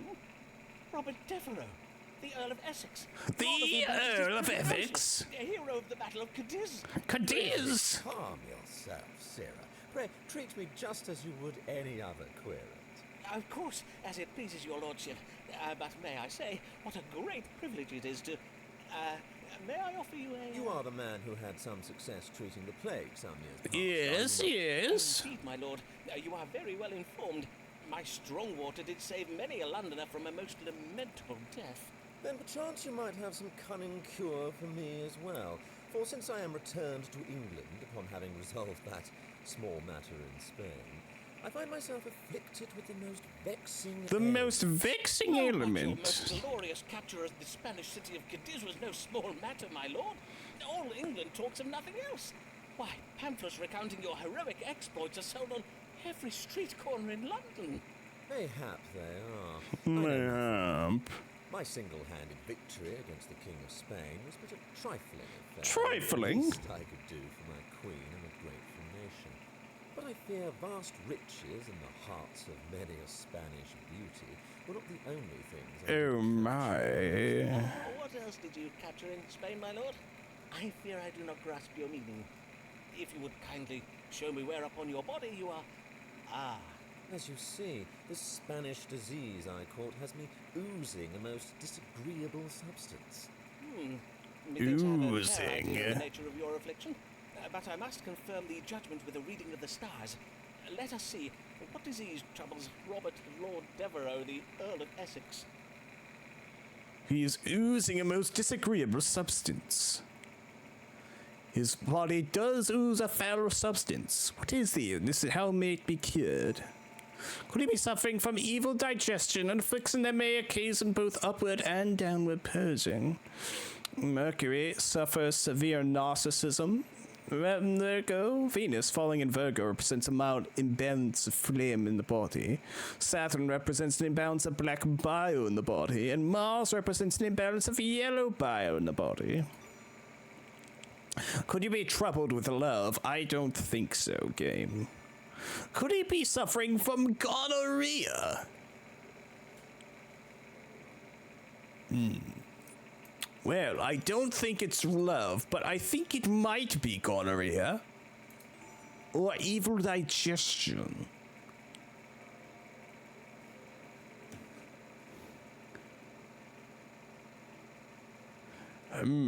This is a hard one. He does seem a bit narcissistic.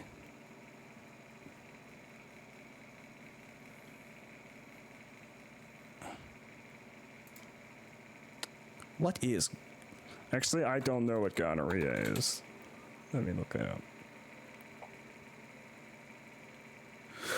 Oh! Right, that's a STI. He does look like he would get around a lot. Might he have gonorrhea?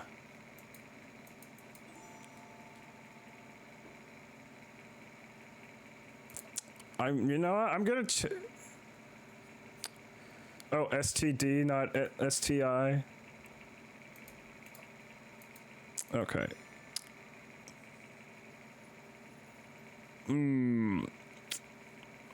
Gonorrhea is tempting, but I think I want to say he has evil digestion. Although he says it's an ooze. So...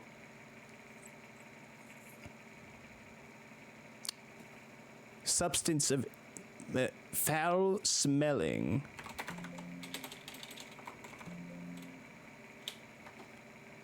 I think it might be gonorrhea. Now that I'm thinking about it more. The I stands for infection.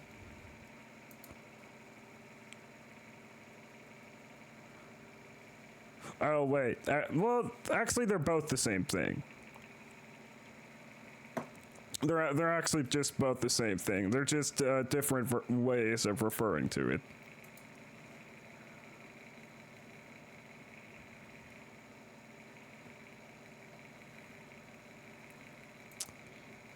So there you go. That is cleared up. But anyways, I'm tempted to guess this man's foul substance that he's oozing is gonorrhea. I don't know much about gonorrhea, so I don't know if it's foul smelling. I just know you may experience pain or burning, discharge from the penis, or testicular pain.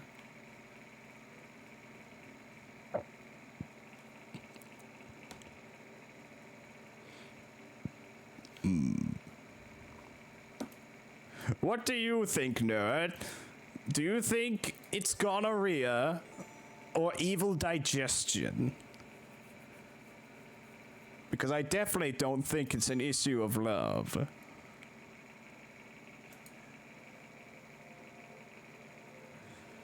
I'd like to hear chat's thoughts for once.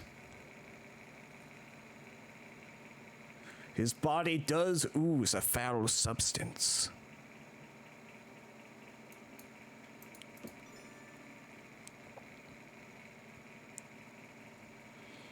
I think it might be gonorrhea. But I want to wait and hear what chat thinks.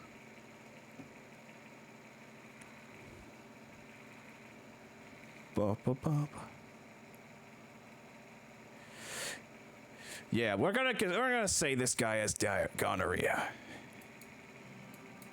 You have gonorrhea, my lord. 'Tis a condition provoked by an increase in intimate activities.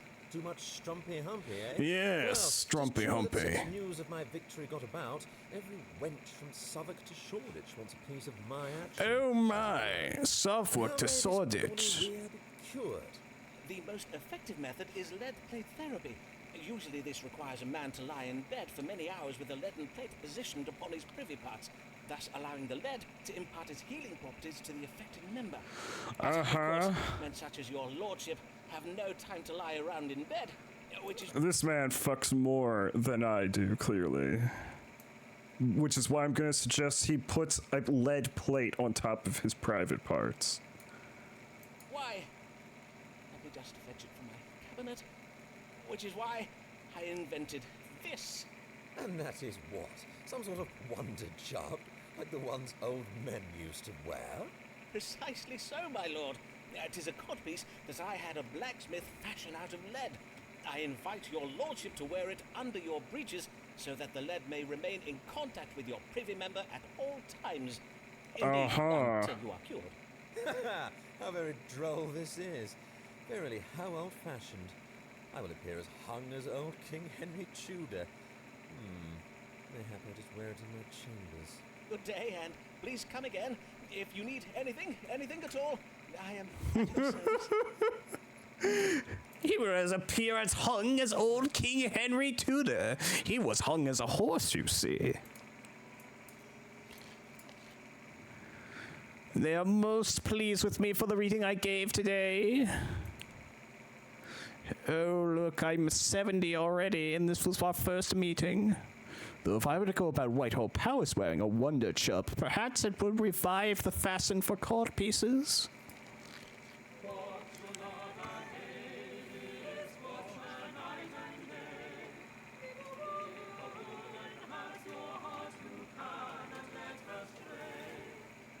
Yeah, I'm definitely a horrible, creepy stalker prowler. Avis, I did not expect to see you this evening. Do you bring news? Aye, some very good news. At least if you confirm it for me. Methinks I am with child. Oh my! How very wondrous. And have you any idea of who might... Aye, verily, with child. But I dare not to. Forsooth. What if it be naught but false hope? Oh no. Let us ask the stars without delay. Is Mistress Avis Allen verily with child? Oh yes, good point, Nura. He often is asymptomatic, so he will think I cured him. So is he with child? She is with child, but it will die, for she will experience some sudden bad luck in a miscarriage. The father is a strong young man that she is romantically involved with. Or, whoa, this has a lot of constellations. Evil angels are confusing you. Within a few months, it will become clear that you are not with child. You are aging. This decreases your chance of being with child. Excuse me, evil angels? There are evil angels? I know we talked about devils, but there's also Evil angels? Not fallen angels, evil angels. Okay, then. Your family thinks you are lazy. The moon falling in Scorpio, this represents a lazy woman. You are also untrustworthy and creative when it comes to your marital duties. Why am I insulting you? I should feel optimistic about the relationship between Elvis and me. That me insulting you so means our relationship has a good chance.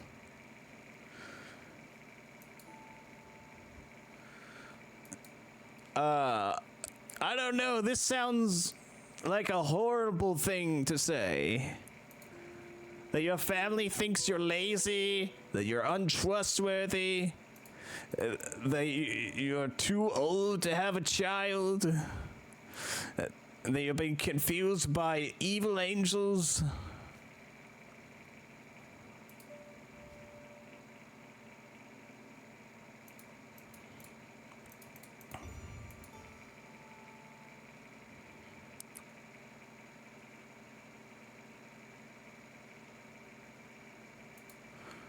I'm fine. I'm gonna go with this option. I'm sorry to tell you, Avis. You are not with child this evening. Nay, verily. I am afraid so. It's why. Why are you so plump at present? Ah, you're not as young as you once were, but with a trifle more exertion around the house. First you tell me I'm not with child, and then you call me a plump, lazy old woman. Yes. 'Tis not I, 'tis the stars. I have no control over... Oh, how could you speak such... Oh, why must you insult me so? What new imagined sin did I commit that you would punish me for now? The evil By my troth, angels. it was never my intention to insult you, Avis. But I see I have vexed you. Pray forgive me, Avis. Fret not, Simon. In truth, I know you mean no harm. Methinks 'tis only... 'tis that such disappointment is hard to bear. I did so wish it to be true. That you and I were to have a child.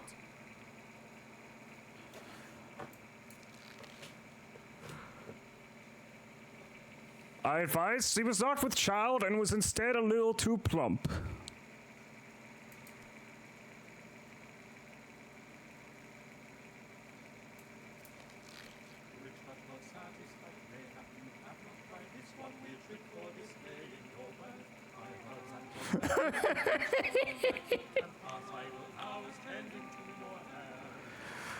Oh, this one weird trick for displaying your wealth, yes. Good even, sir. Who do I have the pleasure of welcoming to my chambers this day?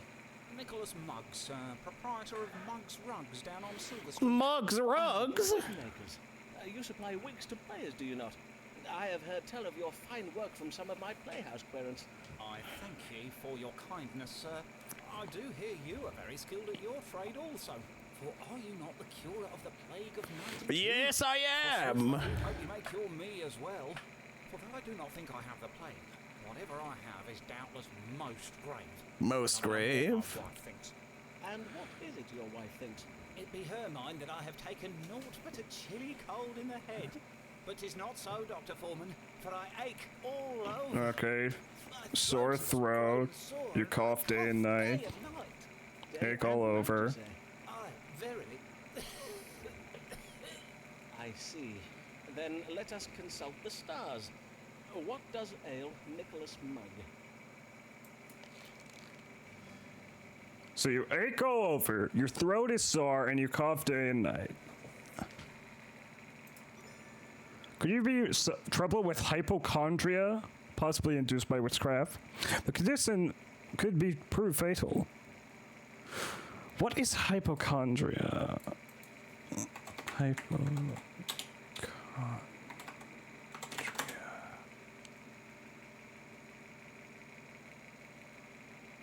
Oh. It's a condition in which a person is excessively and unduly worried about having a serious illness. Right, right. I don't think it's hypochondria. Could you have a cold? Or are you suffering from cardiac passion? Characterized by snort windiness and grievous pain, both in the heart and throughout the body. I think you have a cold in the head. You see, Taurus is the ruler of the throat, and Jupiter indicates an imbalance of blood. I am pleased to say that your wife is correct, and you have nothing to worry over. You have what we doctors call frigidus ad hominum. Frigidus ad hominum. Commonly known a man cold. Frigid. A man cold, you say? Yes, a man It cold. is a cold in the head, suffered uniquely by those of the male sex.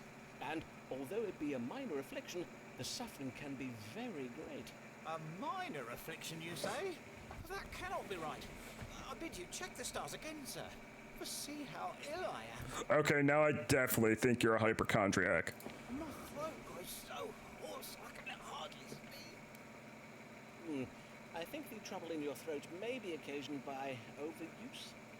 Perhaps you might try discoursing less. Well, I think you ought to know that I will be seeking a second opinion. As you will, sir. Good day. Okay, now I definitely think you're a hypochondriac. Oh, he did not like my advice. He will now go to the apothecary for a tincture of herbs. An apothecary may always be counted on to sell a manicure. Yeah, he is definitely a hypochondriac.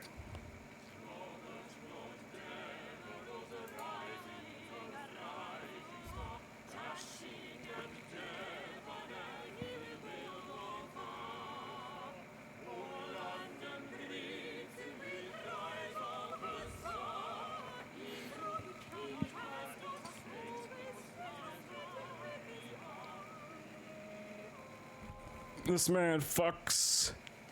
I'm glad to see him again. Good day, my lord. How may I do you service?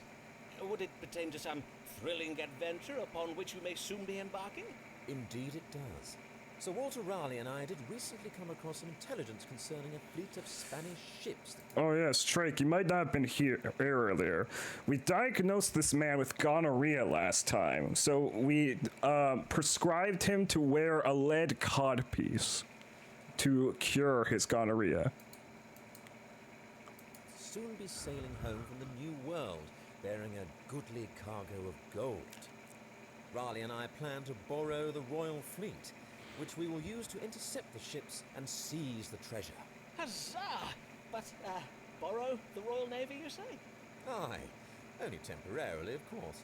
The Queen will hardly know her ships are gone. Hardly. Indeed, when we return them to her bearing a handsome prize of Spanish gold, she will doubtless forgive our failure to file the correct paperwork and whatnot.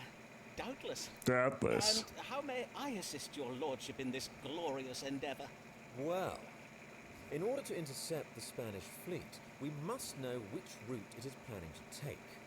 One possibility is that it returns to Spain having retrieved the gold from the New World's southern continent. The other possibility, and this is the one Sir Walter thinks most likely, is that the gold has already been transported by conquistadors from the southern continent up to Havana, and the ships are to fetch it from there. Then let us see whether the stars can tell us upon which route the treasure ships may be intercepted on their return to Spain from the New World. Will they be sailing from the southern continent or from the Spanish colony of Havana? Well, for once I'm stumped. Women factor into the Spaniards' travel plans. Devereaux should trust his friend Riley's instincts. The Spanish sailors hide a shameful secret that relates to a lack of self-control. Or, option A, the crew of the Spanish ships happened upon the gold by conquering and killing its owners. Though the conquering of foreign peoples, the King of Spain is establishing a fine cultural legacy for future generations. Refinement, foreigners. King of Spain, creativity. Well,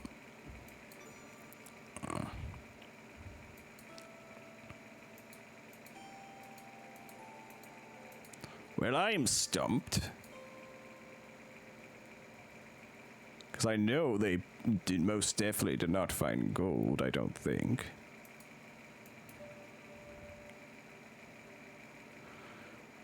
But I want to tell him what he wants to hear.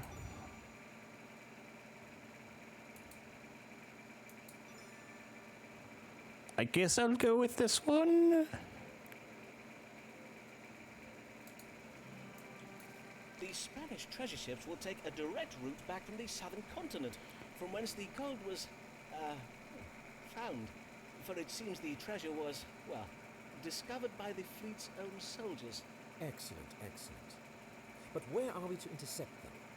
Pray, give me the precise day, latitude, and longitude. Certainly, my lord. But Oh, no. defining nautical coordinates is a somewhat lengthy and complex process. If your lordship would kindly return in an hour or so. Quickly, sir! I have not the time to bide here all day. Well then, let me see Oh, now. no. Taking into account the position of Jupiter, divide by 3, carry the 1. Yes. The Spanish treasure ships may be intercepted upon the 15th day of October at a latitude of 9 and 40 degrees north and 5 and 20 degrees west, or thereabouts. That said, however, I cannot promise you that... Excellent. Raleigh and I shall sail to this very spot. Huzzah! Huzzah! Godspeed, my lord. Yeah, he's gonna come back angry with me.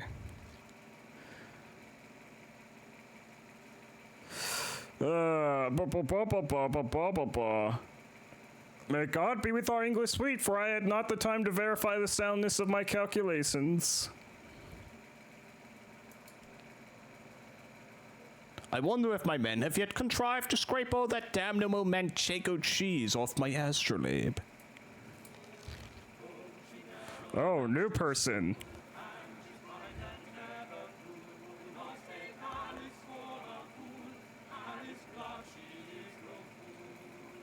Didn't I speak with your husband recently? Good evening to you, madam. How might I... Hi. Pray go tell your master, Mr. Foreman, that Mistress Alice Blagg is come to see him. Ah, Mistress Blagg. It is I, Dr. Simon Foreman, at your service. And what an honour it is to welcome the wife of the Dean of Rochester to my humble practice. To whom do I owe my thanks for having recommended you to my care? Well, I will not lie. You owe your thanks to nobody. Oh, okay. I hope you tell me that you are not a real doctor, but a quack. How who does dare. conjure demons and dabbles most unlawfully in the dark arts. I do assure you, madam, that whatever you may have heard... A quack? I do not quibble, sir. If I did seek the counsel of a doctor who has one of those fancy medical degrees, or the kind of high-bred know-it-all who does see fit to judge a woman and vex her most cruelly, I would have gone elsewhere. But, truth be told, I have need of such a man as you, for I have been bewitched by a witch. Ah, I see. Of course. Yea, a loathsome spell has been cast upon me. It does cause me to awaken in the morning with a most terrible pain in my head. A pain so wretched it does have me chundering into my chamber pot. Pain in the head and involuntary purging. And what leads you to believe your suffering is occasioned by witchcraft? The timing is most unnatural. My troubles do occur every Saturday morning without fail. I suspect the doings of our new neighbour, the widow MacDoon. Oh, As well as MacDoon. being Scottish, she does possess several cats. Several cats, you say? As we know, witches tend to be Scottish. One or two of which I may have kicked, and now she has seen fit to take revenge upon me with her dark, foreign magic. Indeed. Scotland is well known for the powerful black witchcraft practiced by its womenfolk. Is it, though? Is it really?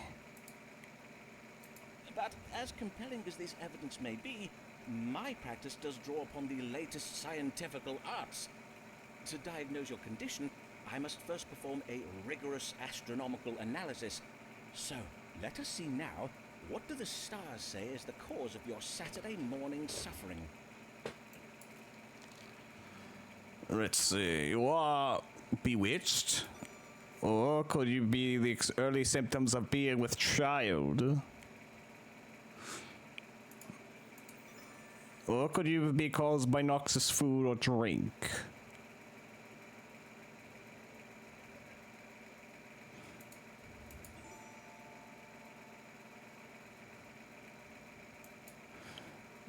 I think she wants to hear that she's been bewitched, so I will tell her that. Your feminine instincts serve you well, Mistress Blagg. Witchcraft is indeed the cause of your suffering, but happily it is but a weak enchantment. A moment, madam, while I consult my medical reference. Let me see now. Warts, wisdom of the hands, water on the brain, witchcraft. Aye. Obvious. The spell will be quite simple. First, you must wait for the witch to enter her house. Then you must climb up onto the roof and pull out a handful of thatched straw from above the door. And then take the aforementioned straw home with you and burn it. So Mistress MacDoon verily is a witch. Well, This upon my can honour, end badly. I did know it. That spiteful ginger-wicked she-devil. But the next time I do see that woman's cats in my garden, I will kick those mangy beasts from here to the very moon. Please don't kick cats. She was a little pleased with me for the reading I gave this day.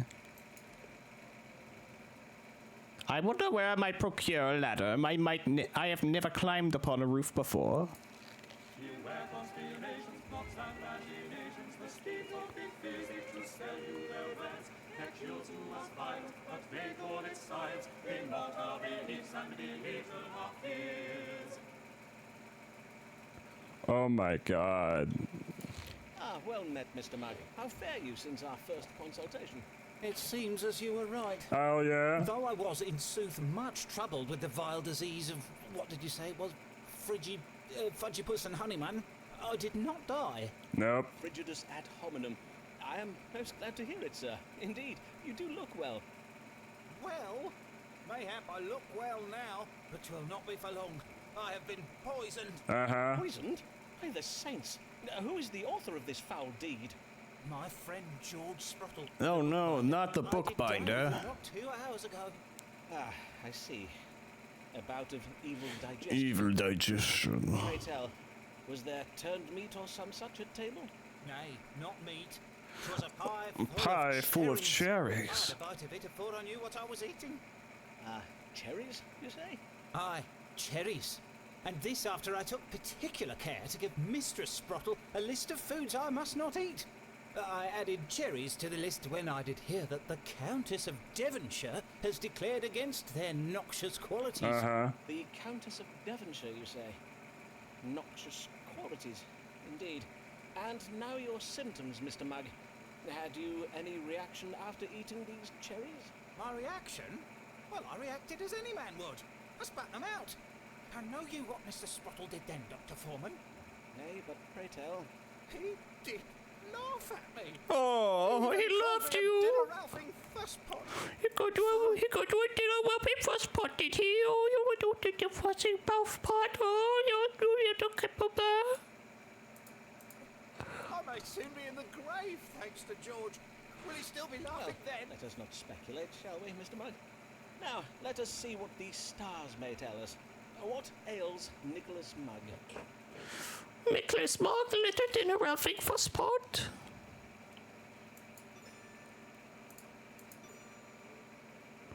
Splenetic? What the fuck does that mean? Cherry poisoning. Well, I don't think it was the cherries.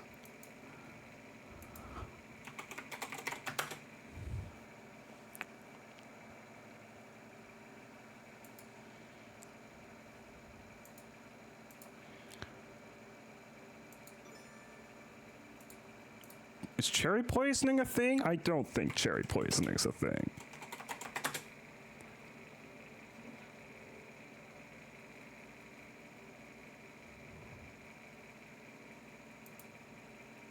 Okay, cherry pits are poisonous.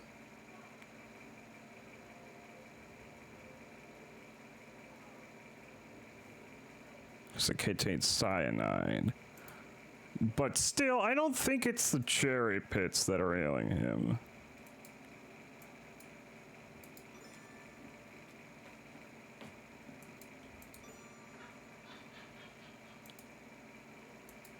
Fine, I'm gonna say it was cherry poisoning. Aye, it seems you have indeed been poisoned.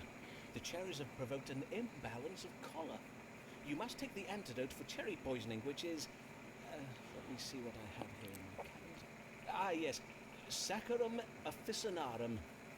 Dissolve a pinch of these crystals on your tongue before dinner for a week. Saccharum? Saccharum officinarum, more commonly known as sugar. Sugar, forsooth. I have heard Sugar? Rare and fine substance, I do believe, and therefore doubtless most efficacious. He was pleased with me for the reading I gave this day.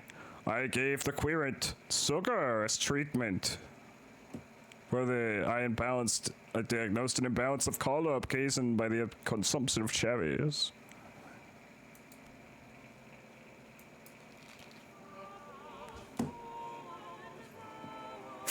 SOUP, not Foreman.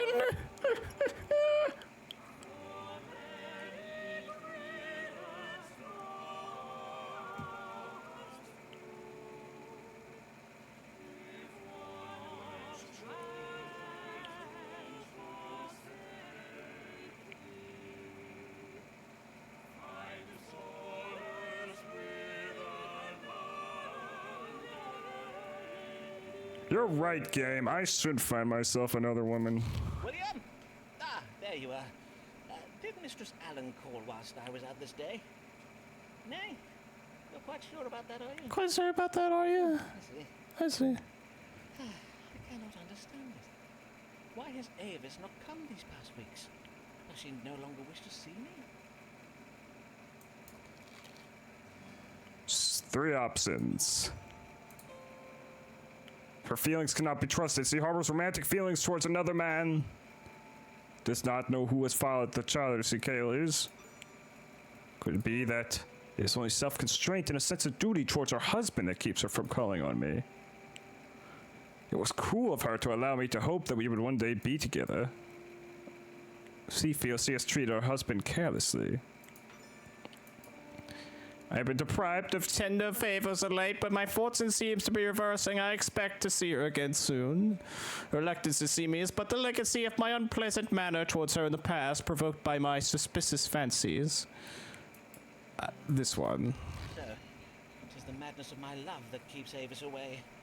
My jealous passions and accusations have vexed her, and mayhap even caused a fight.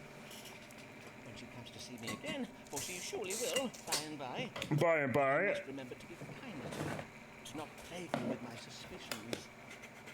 And until Avis does return, well, there are other women in the world. I will have a little more soup.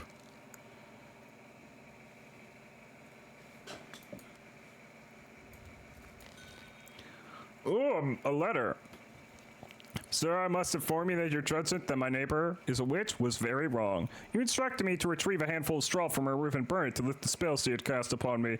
But as I was doing so, I happened to disturb a cat that had been sleeping there. This fright occasioned me, and said cat caused us both to cry out and fall to the ground, bringing Mistress MacDoon out of her house demanding explanation. Thereupon I did confess I thought her a witch. At first she was full vexed, but when I told her of my Saturday morning sufferings, she took to laughing most riotously. She then did call me a dozy wee lass, and fetched me a bottle of a special tonic the Scots take in the mornings after having much caroused on brown liquor. And having now relied upon this tonic for some weeks past, I can attest that it was not you, but Molly MacDoon, who did cure me of my illness. I bid you think on that, Mr. Foreman. Your querent, Alice Blake. Letter of recommendation, 10 out of 100.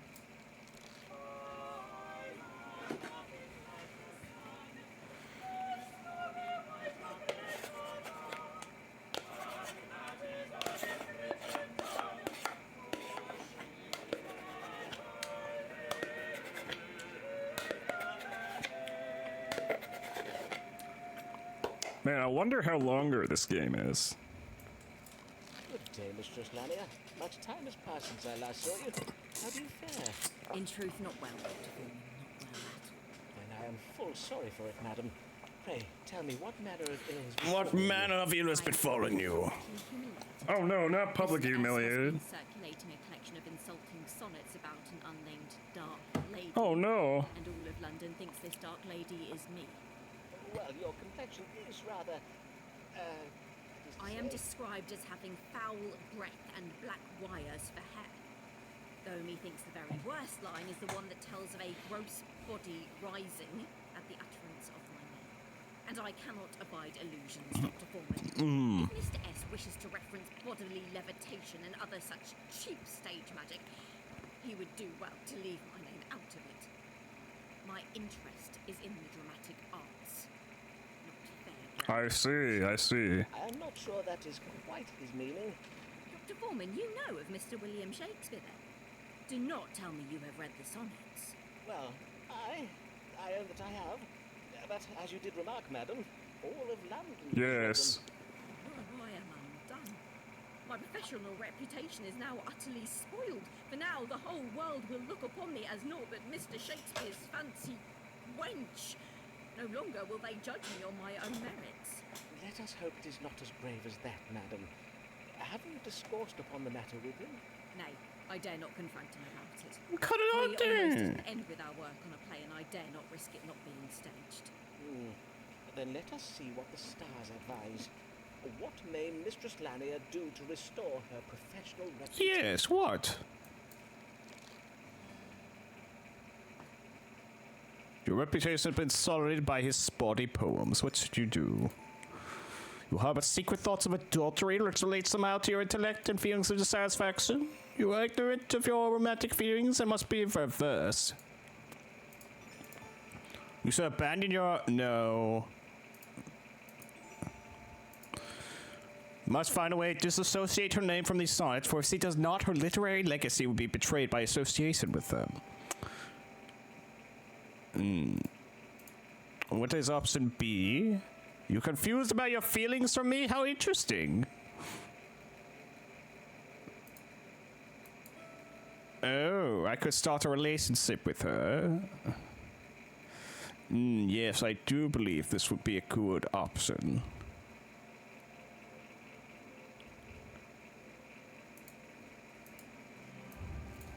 Your only course for saving your reputation is to ignore the affair entirely. Mr. Shakespeare has gone low, and you must go high. I advise you to be as silent as the grave. Don't you said soonest mended, as they say? I'm finding myself rather lost among your metaphors, Dr. Foreman. It seems you would have me model my behaviour upon that of a mute tinker with an interesting hope. Well, Worry not, Dr. Foreman. Methinks I know what you were trying to tell me. You would have me be silent on the matter, and mayhap would be for the best. Mayhap. What I achieve by speaking my truth to the world. What if I were not to be believed? It would make it worse, for then I would be branded a liar, and men would make jest of it. Do you see that, Dr. Foreman? What? It is your mute Italian querent. Oh, not Signor Ferraro. He is staring at us through the window.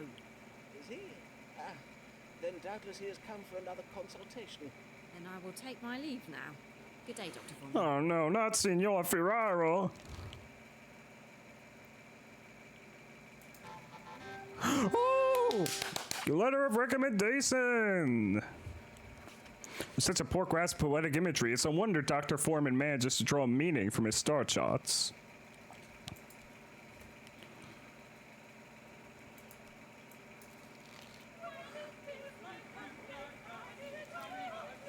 It is Ferraro, Ferraro, words froth and flow like a G-Prosicot. It is Ferraro, your Ferraro. Good day, senor, and well met. Tis I, Riccardo Ferraro, come once again to see the great Dottore Simon Foreman. Indeed, I did recognize you, senor. How may I assist you this day? I am ill. I tell you my problems. First Yeah. problem. I do make a chunder in the morning. A chunder in the Next morning. problems. My belly does swell and my chest is most tender to the touch. And now, for the very most terrible of problems. I have a big fears. One moment I do weep, and the next I do curse and gnash my teeth. So, Dottore, you tell what ails me, huh? You wanna make a water into this cup? Un momento, I make it water. Please do not piss. Prithee, hold. If you please, senor. As with our previous consultations, I shall be judging your illness by reading the stars. Yes. You need not my... No, have no I don't need of it. need your piss. And whilst 'tis true that most physicians do spy and sniff their patients' urine, I find this method of piss pot diagnosis most Piss pot imprecise. diagnosis. Indeed, the practice is quite primitive. It is my belief that if medicine is to advance in this modern age, we must all adopt a more scientific method. More scientific. I'm not sure history will bear me out on this question. This scientific method. This reading my diagnosis in the stars? Precisely so. Speaking thereof, Yes. perchance we may consult Go the stars now. What illness troubles Signor Riccardo Ferraro? He suffers from a swollen belly, a tender chest, chundering, and moodiness. Oh, I don't think he would be happy if I said he's Hal's child.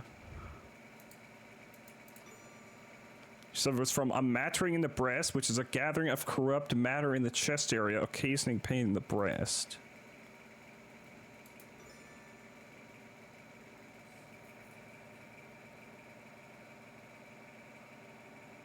Doctors used to taste piss for sweetness to diagnose diabetes.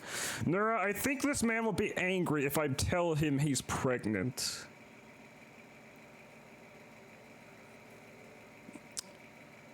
The moon falling in Scorpio. This condition will not last long. Venus in retrograde in Scorpio suggests a mild imbalance of phlegm in the body. Mercury indicates a psychological factor, denial.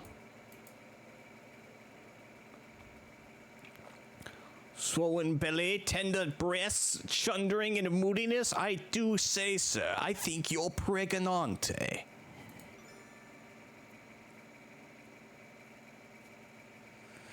I think it's much more likely that you have apoplexy.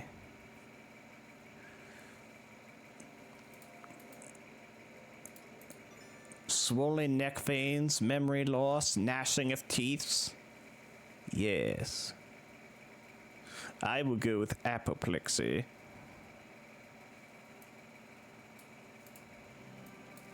Senor, you have been stricken by a condition known as apoplexy. I will have my manservant bleed you from the arm, then apply beaver musk to sneezing, thereby drawing phlegm away from the brain. What are my problems? They are the swollen belly, the chundering, the tenderness, and the big mood. How can it be this apoplexy? Apoplexy is an affliction of the brain which can both trick the senses and induce, large moods. The stars suggest this condition was given you by a witch. A most capricious witch! For the condition has tricked your mind into feeling all the symptoms of being with child. Ah, yes. It is not possible for you to be with child, senor. Unless, of course, that moustache of yours is naught but a cunning disguise. But I jest, senor.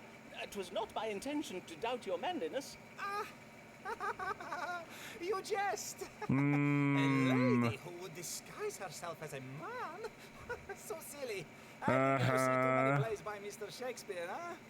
Riccardo Ferraro bids you good day. The queen was pleased with me for the reading I gave this day.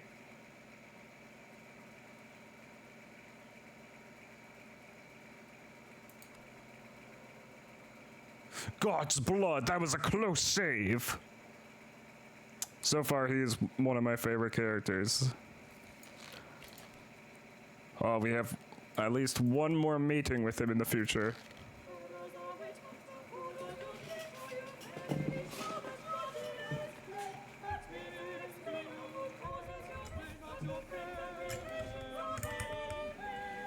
Oh my god, this guy. He's so funny. Good day, Mr. Mugg. Pray tell, did the matter with the, cherries resolve itself in the end? Those sugar crystals you gave me did work wondrous well. Verily, Dr. Foreman, methinks you should fashion this medicine into little round pills. Sugar pills! I warrant you would make your... Ah, they made a sugar pills joke! Ah! Fortune. Yes. If only I could have my querents believe that mere sugar pills were the cure for all their ills, great and small. I would be a very rich man indeed, would I not? And what may I assist you with this day, Mr. Mugg? I have the spotted fever. I must begin treatment now, or else Sir, the spotted fever is exceeding rare. Why would you think you have such a disease? Well, sir, not only am I covered all over in red spots, I have lately taken to chundering, such as are the very symptoms listed in the medical book I did read. I am already taking the treatment Mr. Cogan prescribes, but now I require... You mean to say you have read Thomas Cogan's Haven of Health? Why, that is a most technical book, written for doctors and medical students. How did you come to be reading it? Yeah, indeed. My friend George Sprottle did bind a printing of it in his shop. He kindly let me spy some pages I thought was sent up to Cambridge. But Dr. Foreman, I forget myself. You have no medical degree, so you doubtless have not read it. How dare. Mayhap if I ask George nicely. Sir, let us consult the How stars. dare you and see if question they may tell me? us what ails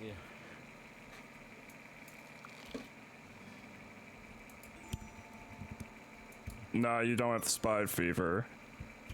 Do you have evil digestion, or he suffers from Yes.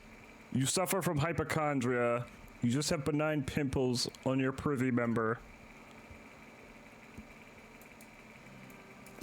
The spots on your privy member suggest a mild venereal disease.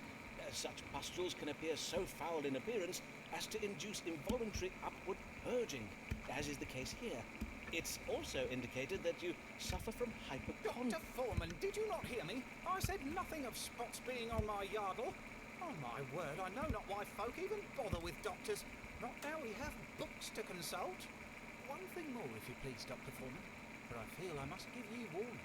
A great storm is coming. I feel it in my bones, and my bones do always speak truth. You would do well to bide indoors at the first sign of wind and rain. God keep you well, Dr. Foreman. Whatever you say, dude. He took my advice rather ill.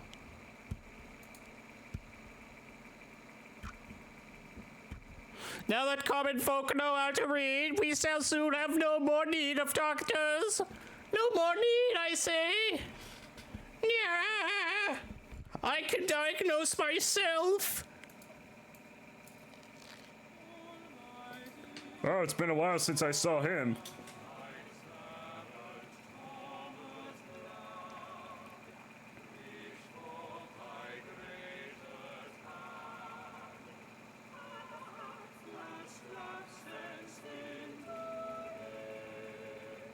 So you're finally coming back after all these years. Good morrow, Dean Blagg. How fare you this day? Well, Dr. Foreman, I must own that I do not fare well. For my recent investments have left me in a rather vexing financial position. Really? That is ill to hear. Aye. Sir Walter Raleigh's quest for El Dorado failed most woefully, just as you predicted. His ships did return loaded with naught but a few sacks of worthless root vegetables. I cannot fathom it. We are Englishmen. We do not eat vegetables. Aye, a disappointing outcome indeed. But that is all by the by. For you will be pleased to know that I put my remaining fortune into a new venture so assured of success that I will make all my money back and more. Sure, what is it? Assured, you say? How very reassuring. I have invested in an expedition to intercept a fleet of Spanish ships Oh, carrying no. gold back from the New World. For this expedition, Sir Walter Raleigh will be joined by that famous military genius, Robert Devereux, the Earl of Essex. So success is virtually guaranteed. There is but one small worry, however. Ah, only one? Aye. 'Tis that Raleigh and Essex set sail full 2 months past, but there is yet no tidings of them. Such silence is a trifle vexing. Have they yet captured the Spanish treasure ships? Surely no ill has befallen them. A most vexing mystery indeed. Let us see whether the stars can tell us what has become of this expedition. I know this is probably something that happened in history, but I'm unfamiliar with it.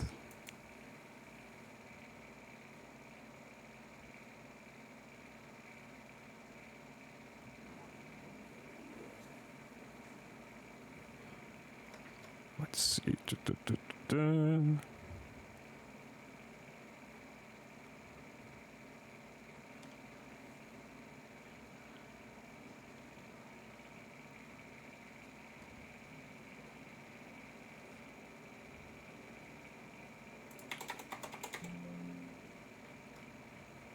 Devereux.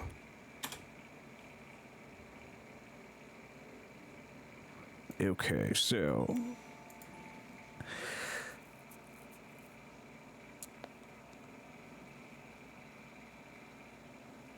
the expedition has been endangered by secret information from an untrustworthy authority. Untrustworthy? How very dare the stars throw shade upon my honor thus? My skill in reading navigational coordinates in the stars is unimpeachable. Blake has been careless with his financial legacy. My late ethics are sailing the ships in the wrong direction and will suffer a reversal of fortune. A violent battle is being waged in a foreign clime. God has granted Black good intuition. The moon shines its benevolent light upon the Blake family fortune. Blake has been careless with his financial legacy. Oh wait, no, I already clicked on this one. And A. Angels will vest their blessings upon Blake, but he must be patient. Blake is a lazy fantasist who indulges in the excess of creative thinking. No, I don't think it's that one.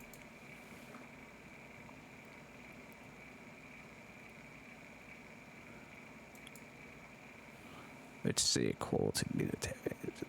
I have Space fleet.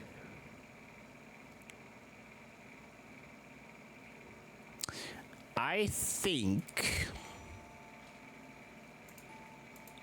it is C.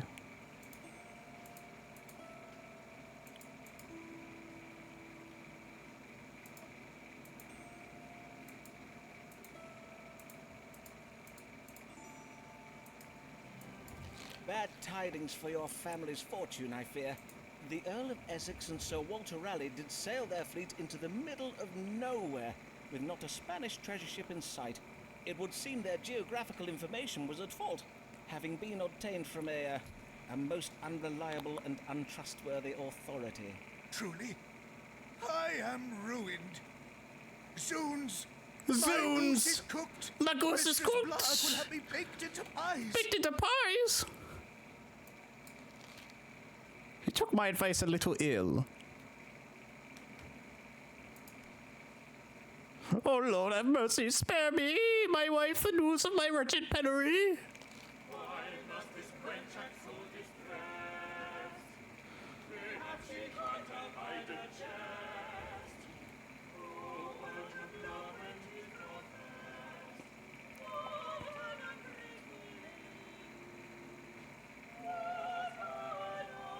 Faithful lady. Good day, Mistress Lanier. Pray, come in and take comfort by the fire. The wind is fierce and cold this day. Yes, wind and See fierce. him this time, Dr. Foreman. He did it again. He ran off the moment he saw Oh me. no. See who, madam? Your patient, Signor Ferraro. Ah, verily? Indeed, I was expecting him to come for a consultation this day. But he changed his mind and ran off, you say. Huh. How very mysterious. Truly, 'tis as if all men are determined to use me ill. Surely not all men, madam. I, for one, remain most devotedly at your service. My dear lady, I do not need to read the stars to see that something grave has befallen you. Pray tell me what it is. Yesterday I did meet with Mr. Shakespeare to discourse upon our new play, which is to open this week at the theatre in Shoreditch. But though I was determined not to confront him about the sonnets he wrote about me, 'twas difficult to hide the heaviness I did feel in his company. I can well imagine, madam. So then, well, he remarked upon my dark humour, to wit he said to me, Amelia, your pretty brow does furrow, so Oh. I will kiss it smooth. And I sense that you did not receive this well. Indeed I did not. Forsooth, I was so enraged by this, I reversed my flagon of ale full over his head. Full over his Whereon head. he rose from his stool, declaring I was the most ungrateful and unworthy wench in all of Christendom, and then he flew out of the tavern like a bat from out the gates of hell. A most vivid image, and no doubt most apt. Uh-huh. Men who work in playhouses are prone to indulging in such melodrama, of course. Why so many ladies care for such men in preference of those employed in solid, stable professions? Yes, such as me. And if only that were all. For this morning I saw a bill advertising our play posted on a wall in my street. It bears his name and not mine. Verily? Surely not. Mayhap there has been some error made. Nay, Dr. Foreman, 'tis no error. 'Tis For no I error. rushed to the theatre to see what was amiss, but I was refused admittance. Indeed, the player who came to the door denied all knowledge of my collaboration on the play. Oh my. Methinks Mr. Shakespeare is exacting his petty vengeance upon me for rejecting his sly suit by denying me credit for my work. And he means to deal with me by pretending I do not exist, as if I Oh were a my. ghost. Or is it he who has become the ghost? In truth, I am not yet sure how that metaphor should work. Ghosting. Perfidy. Pray tell me what I might do to punish this wretched scribbler. Though I am not adept with a sword, I do have a book that instructs in how to command nefarious spirits. Oh, prithee, Oh, sir, my. I am come not in search of vengeance, but to seek answers. As you know, I have been ill-treated by my husband, and now I am betrayed by Mr. Shakespeare. Pray, read the stars and answer me this, Dr. Foreman. Will I ever be able to trust, even love, a man again? Mayhaps. Oh, only one option. There's a big option. You secretly wish to commit adultery with a man of high intelligence. Emil's friend's been unworthy of her confidence. She should give in to her true feelings. God rewards men who invest time in their friendships with comely women. The relationship betwixt Emilia and me is currently wrought by confusion. Emilia's literary legacy has been betrayed by Mr. Shakespeare. Mr. Solania is ignorant of the love he inspires, but ignorance will be reversed. Her present adversity may bring a change and new life in the form of a child. Yes. To your question of whether there yet be a man in this world worthy of your trust and affections, forsooth, I have never seen an arrangement of stars that speaks so clearly. Verily? Then pray tell, what answer does it give? My dear lady, the answer you seek need not be divined by reading the stars. It may be read in the signs you see before you now. To wit, the answer you seek is right in front of you. I am afraid I do not follow, Dr. Foreman. 'Tis your feather quill, a half-eaten apple. Your desk is a little untidy, and I must confess the symbolism in Flemish still life painting. Take a skull, for instance. What sense does a skull make alongside a bowl? Hello. It is clear to me now. Your face was always hid in shadow, but 'tis you, Mr. Foreman. You are the man who has been prowling me my. these last months. Dearest, loveliest Amelia, allow me to profess to you my undying admiration for your charms, which are not insignificant. God's womb, et tu, Dr. Foreman. Fie, you of all men to betray me thus. Oh no, I'm a womanizer. I now see the answer. For I know now never again to trust a man to guide me. Henceforth, I shall write under my own name, and when there are decisions to be made, I shall take my own counsel and make my own Oh judgments. no, I've been prowling both the women. Methinks I do at last understand that prediction you made for me some years ago, Dr. Foreman. The one about how belief is required if I am to succeed. 'Tis a belief I must hold not in the inevitability of my own personal success, but of the successes of the women who will come after me. Huh. Farewell, Dr. Foreman. And clean your desk. Verily, it is quite disgusting. Oh my. She took my advice most ill. She did not wish to make coitus with me. This is sad. But I already received a letter of recommendation, so fuck her. We women will achieve equal treatment even if it takes us 100 years.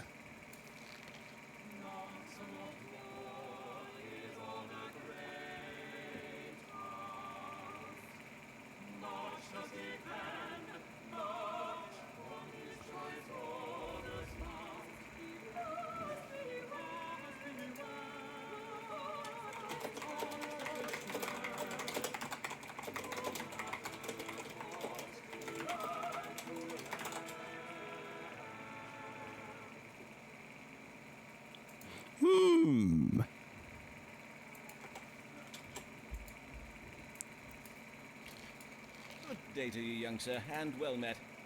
You are Lancelot Moore of Middlesex, are you not? What an honour it is to welcome a son of the great house of Moore to my humble consulting chambers. 'Tis indeed I, Lancelot Moore. I will own it. But hear this. My family is ignorant of my designs in coming here, and ignorant I are wish them to remain they? so. Which is why I come to you, Mr. Foreman. For methinks you are not such a man who would ever find himself in the company of a family such as ours. Well, you may count upon my discretion, Mr. Moore. And what is the matter that brings you this day? 'Tis that my family wish me to marry my wretched cousin Barbara. And I take it you would not wish to comply? Nay, I verily would not. Cousin Barbara is a vile little minx. She loves nothing more than to sport with me and play cruel japes. Last Christmas, she even hid a dead mouse in my mince pie. The lady does seem most spirited. The lady? The lady? Pish! Cousin Barbara is hardly a lady, for she is not 14 years of age. It is most unnatural to ask a grown man to wed a child. Indeed it is. 'Tis my belief that in these enlightened times we should consider... Verily, Barbara be damned. Barbara be My damned. heart belongs to a true woman, not a freckled, scrawny slip of a girl. A full-blossomed Ooh, woman. blossom. Woman, you say? Aye, Marion, my other cousin. I see. Ah, Marion. So beguiling are her shapely charms. Oh, to lie, if not to die, in Marion's arms. So soft her lips, so sweet her face. Oh, how I yearn for her embrace. Sounds good to me. In me she hath such passion stern. Her fever. Yeah, this goes on for a while. I pray for death and would be martyred if from her I be thus parted. And so you see, you must help me forestall this wretched marriage so that I might wed my sweet cousin Marion. Mr. Foreman? Yes. Mr. Foreman? Yes, indeed. Let us see what the stars advise. How might Mr. Moore avoid this marriage to his cousin Barbara?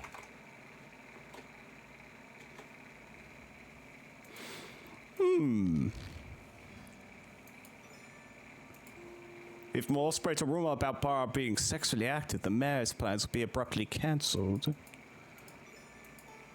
Now suggest Barbara is with child, so may not be as chaste as she seems.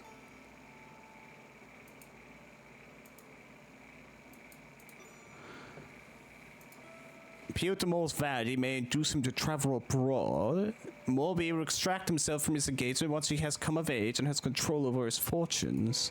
Moore must betray his family by serving his country. He should go to war.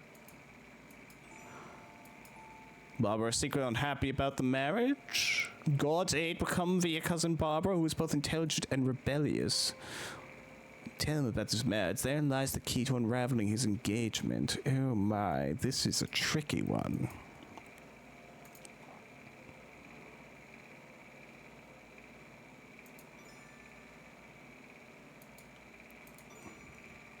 Foreign countries, wills, and inheritance, service to others.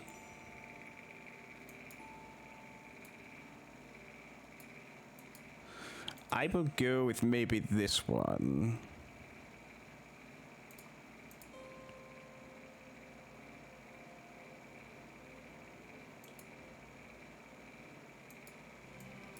It is apparent you do not wish to marry your cousin Barbara, but have you considered whether she wishes to marry you? Nay, but I cannot think why she would not want to marry me. I am exceeding eligible. Aye, doubtless you are, Mr. Moore.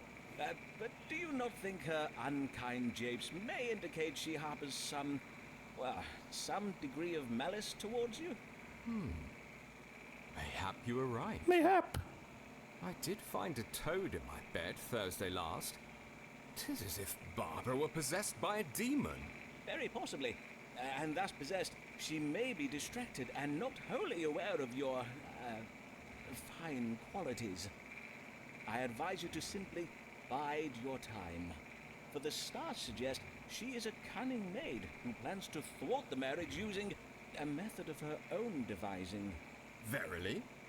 Then I will leave it all to Barbara, as you advise. But it shall be on your head if I'm forced to marry her, Mr. Foreman. He was a little pleased with me for the reading I gave this day. Mayhap I go this night to recite rhyming verse outside Marion's bedchamber. I saw that in a play it worked wondrous well. Hear ye. Spanish Armada nears English coast. Nation prepares for invasion whilst Queen searches for missing navy. Oh no. Hear ye. As Spanish ships near our shores, the Queen's ground troops prepare for what promises to be a blood-soaked Slaughter of Englishmen by continental Catholic savages. With England's coast undefended, experts predict Spanish ships will be sailing up the Thames to London within days. Sources in the royal court say the Queen is more than a little vexed by the absence of the Royal Navy, which experts describe as lost.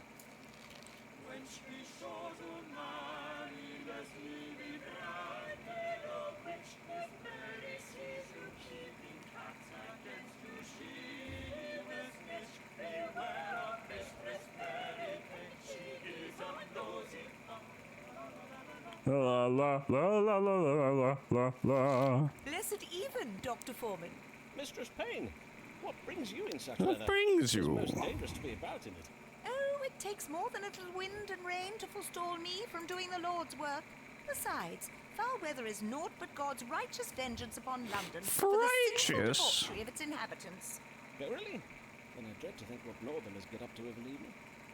Pray heed me carefully, Dr. Foreman, for 'tis on a most pressing matter. Most that I am pressing come. matter. Doubtless you have heard the news. The Spanish Armada does sail once again towards England's Yes? shores. It seems this latest Armada was most unexpected. Well, as 'tis oft said, no one expects the Spanish Armada.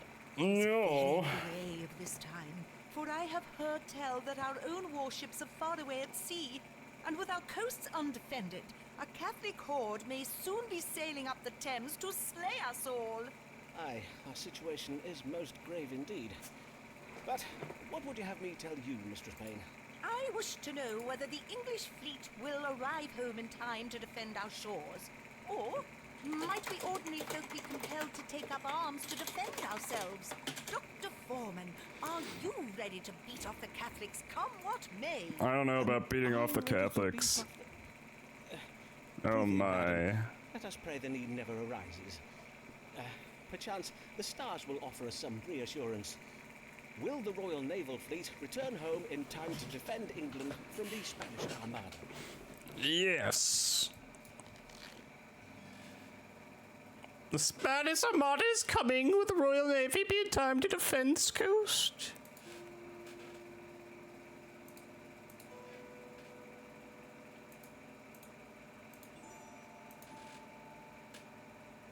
Catholic evil angels will have their plans thwarted by a deadly, unpredictable event. Spanish fleet will be due to the idleness of the sailors. The Royal Navy is absent due to a reckless and misguided pursuit of gold. That is the one.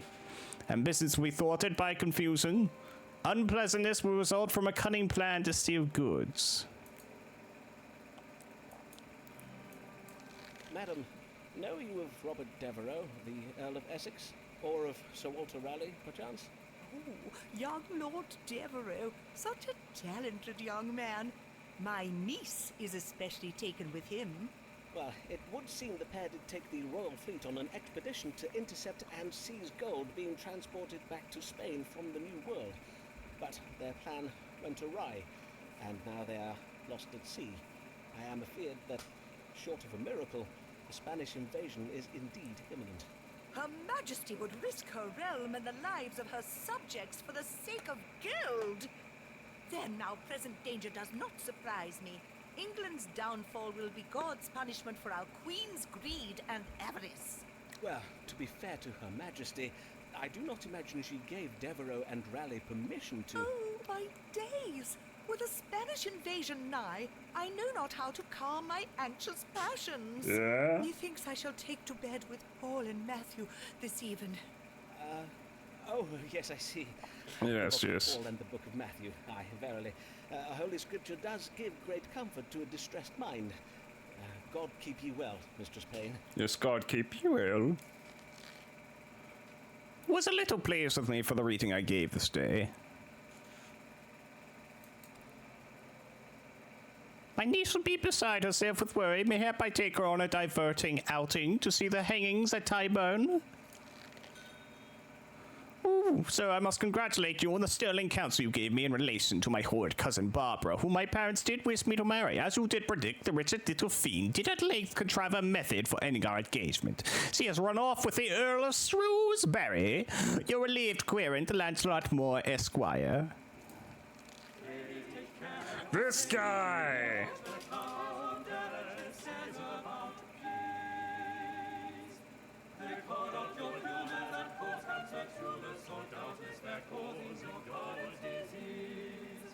Oh my god. Good morrow, Mr. Mugg. Back again so soon. And yet your red spots do seem to have faded. Aye, those spots were naught but the work of fleas. My wife did beat the rugs and banish the dogs from the house. She'll be beating and banishing me next if she has her way. Uh-huh. Well, I am glad to hear you are faring better. The hypochondriac. I have a humoral imbalance and need treating for it. A humoral imbalance, you say? Well, 'tis true that an imbalance of humours can affect a man's mood. For instance, an excess of black bile, which is a cold, dry humour, can provoke feelings of melancholy, whereas yellow bile is hot and dry. I thank ye for the explanation, Dr. Foreman, but I did learn all about humours when I took supper with my friend, Mrs. Collingwood. She has a humoral imbalance and takes medicine for it. Hence, I am come this day for medicine to treat my own imbalance. Are you now? And what mental symptoms are you experiencing? Any unusual or troubling feelings? Aye, very troubling. Mm-hmm. I find myself fretting and pacing all the day long. Even my wife has remarked upon it. Anxiety and agitation. Pray tell, did these feelings begin before or after you spoke with your friend, Mistress Ollingworth? Let me see now. After, methinks. Aye, after. Uh-huh. Does that matter? Yes, Quite possibly. But let us see what these stars do have to say. What humoral imbalance does ail my querent, Nicholas Mugg? Let's see, constipation or choleric.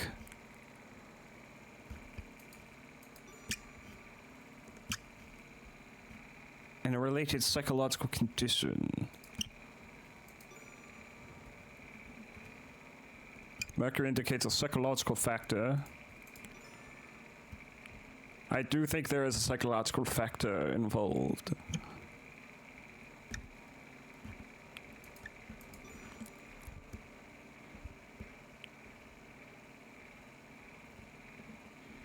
But I don't know about the barrels.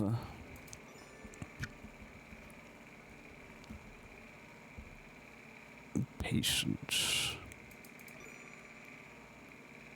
I am contorn on how to diagnose this man. Anger, impatience, and irritability.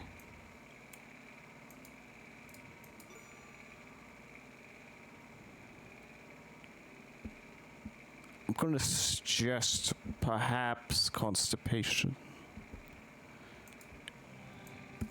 Have you a diagnosis yet? This day I am to dine with Mistress Ollingworth, and I wish to tell her all about it. Aye, 'tis done. You have an imbalance of phlegm in your bowels. Not only does this cause constipation, it does also provoke a condition of the mind called retention of the anus.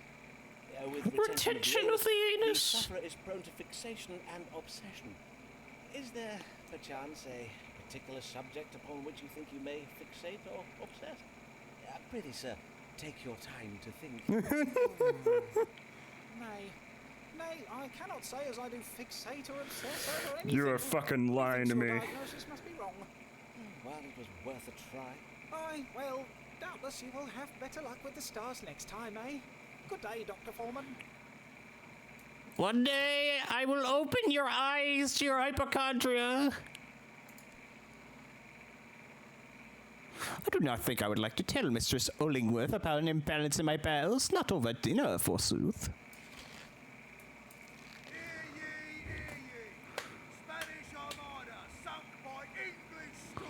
Proving once again that God loves England more than our Catholic enemies, the Spanish naval fleet has been defeated by a mighty storm that has been raging in the English Channel for nigh on 3 days.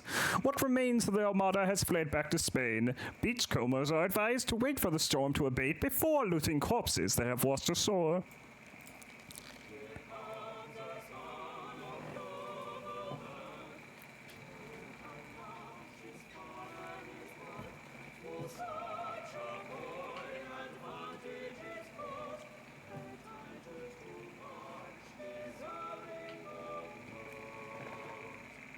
Oh my. Oh, Sirrah, I have dire need of your counsel. Pray calm yourself, sir, and tell me of this urgent affair. Oh, verily, it is Most urgent, you say? A fair maiden has my heart. A maid with hair of shining gold and eyes so blue the finest sapphires grow pale with envy. But she is the most pious and demure in nature and has many other suitors. How might I win her favor? Golden hair? But in our last consultation... let me see here in my notes. Yes. You told me your heart belonged to a maid with hair of onyx black that doth make the finest ebony go grey with envy. You mean my cousin Marion? Yeah. Pish! That was naught but a childish fancy. I bid you, Foreman, pray focus on the matter at hand. For if you do not help me win my true love's favor, my bursting heart will tear asunder. My soul will wither unto... Aye, as you will. Let us see what guidance can be had from the stars. You're melodramatic. How may Lancelot Moore win the heart of this golden-haired maiden? 3 options.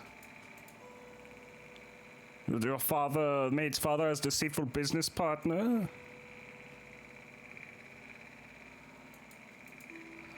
And should lie about the size of his fortune. No. The secret nature is hidden beneath a veil of false religious fervor. It would appear that Moore has a Brutus nature. Moore may win their lady's hand in marriage with jewelry and fine things. Or a strong religious conversion is strongly advised. Your hopes will be realized, but you must be self-disciplined and patient. I believe it's either A or B.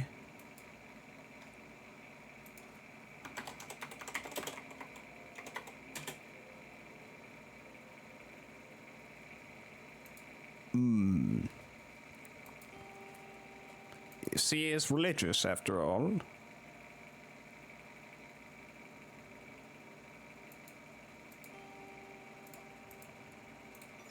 Yes. It would seem the lady is a modest and pious maid. For the stars urge you to exercise patience and restraint. Although your rivals be fierce, your sword must remain in its sheath. If you take my meaning. Yes. Keep my sword sheathed? Oh! You think I do verily use my sword to fight with? Oh, ye gods, no. The sword I wear is purely ornamental. Of course. If you paid more attention to the current fashion, you would know that, Foreman. Oh, of course. Oh, never mind. What I mean to say is that your attack on the maid's heart must be spiritual. Have you considered converting to Puritanism? Only temporarily, of course. God's teeth! God's teeth? The heavens advise me to become a Puritan? In truth, this is ill to hear, for black is not a becoming colour on my person. No. Still, the stars do speak truth about my love, for she does oft prattle on about sin and hellfire. Good day to you, Foreman. I must go at once to my tailor to be fitted for the latest and most loathsome Puritan fashions. He was a little pleased with me for the reading I gave this day. I fear he has not the wit to grasp my meaning. So thoroughly will I impress the maiden with my puritanism that she will fall into my arms like a halfpenny strumpet.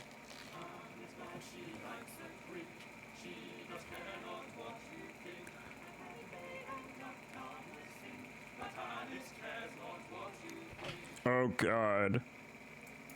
Good day, Mistress Black. What brings you? Oh, Dr. Foreman. Dr. I have Foreman. worked myself into such a state that I have urgent need of you. Yes. Oh, you have you? Well then, let me just, Yea, I have urgent need of your counsel. Yes. I am certain that my husband, Blarg, is hiding a shameful secret from me. As you doubtless did note from my blushedness of face and heaving of bosom, Uh-huh. I burn with the fever of suspicion and curiosity. Uh-huh. Indeed, I did remark a fever upon your person, and wish fervently that I may bring it to a speedy resolution. Let us see. What is this secret that your husband, Thomas Blarg, hides from you? Yes, tell me. What secret is her husband hiding? A religious romance? I see intelligence, authority. Yea, verily, Alice is impressed by my authority and intelligence. The secret relates to a sudden transformation in fortune. Surely this refers to Spanish treasure expedition Alice's husband invested in. But would it be right to reveal what I know to Alice? Alice's husband has been carelessly optimistic with the family's finances. Alice's husband's instincts are misdirected. It appears Alice has inherited wealth one day. Her husband serves his family well through his frugal management of their affairs. I will go with B. I fear the secret your husband hides is a sudden transformation from wealth to pauperdom. For he has been careless with your family's finances by making a series of bad business investments. Looks a mercy. Looks a mercy. Oil-brained chump has ruined us. Upon my virtue, I can hardly bear to think on it. Nay, I cannot even. But thou must. Hey, is that medicinal wine I spy on the shelf behind you, good sir? Yes. Prithee, pour your patient a dose of it. Simon makes a fine figure when he reads the stars wise. Oh, Mayhap I stay a while and take wine and a little else with him. oh. Coitus post consultio. They was a little pleased with me for the reading I gave this day. I did reveal the queen's husband has mismanaged the family fortune. Of all the vices, why must my husband choose greed? A drunken fornicator gives far less trouble than a gambler. Which is funny because you're the drunken fornicator.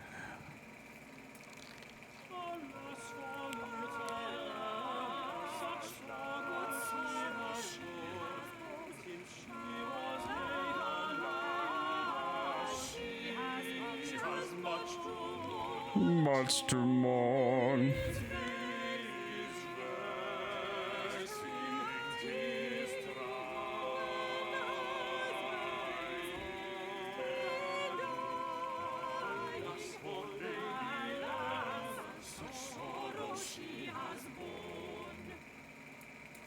Good day, Mistress Delamere.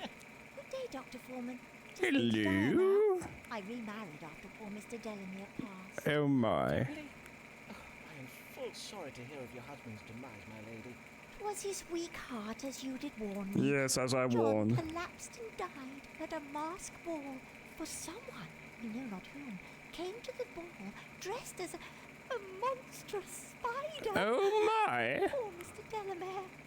He was always so afeard of spiders. Oh. What a ghastly business. You must have been most distressed. Yes, I was. So I hope you will understand why I worry for the health of my new husband, Lord Dyer. Mayhap 'tis not. Is he another old man? And yet you would wish to know so that you may rest easier. Why, of course, my lady. Pray, describe Lord Dyer's troubles to me, no matter how trifling they may seem to you. Well, I have noted that my husband awakens many times in the night to make water. Uh-huh. Mayhap 'tis the reason why he tires so easily during the day. And he does often complain of thirst and hunger, even after meals. frequent urination, tiredness, dog-like appetite, and thirst. Very Is strange. there anything else? There is also a small wound on his hand. It does not appear grave, yet it has not healed, even though it be some weeks since he cut himself. A wound that will not heal. Oh my god. Then let us see what these stars have to say. Be there any grave illness troubling Mr. John Delamere? You just got. You mean Lord Henry Dyer, Dr. Yes. I beseech your pardon, my lady. What illness troubles Lord Henry Dyer? So, he has to pee a lot. He's always hungry and thirsty, and he got this, and he was injured.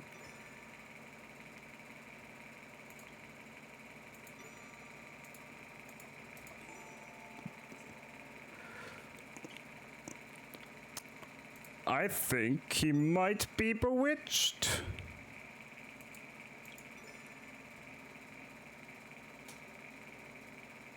Or trouble with the diabetes.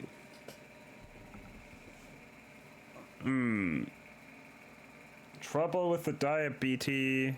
Would that explain why he has a cut on his hand that will not heal?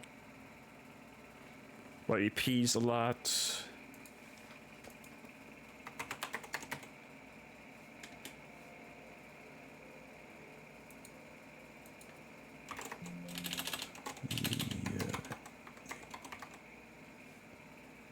Yeah, the increased urination, increased hunger, and increased thirst are all symptoms of diabetes, so I would have to say it's probably diabetes, yes.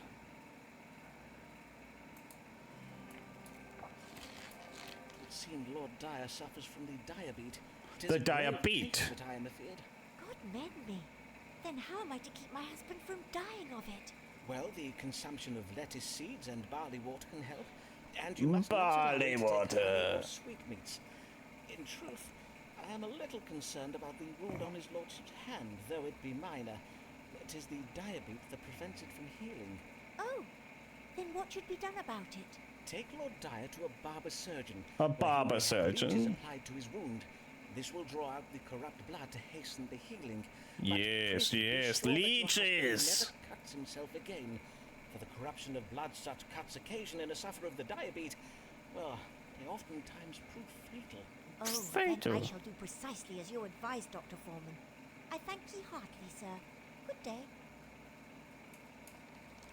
She was pleased with me for the reading I gave this Jay. I judged Joe Dyer as having the diabetes. I advised her to change his diet to ensure he does not cut himself again.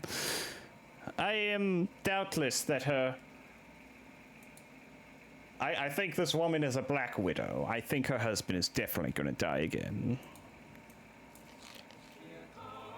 Oh, her.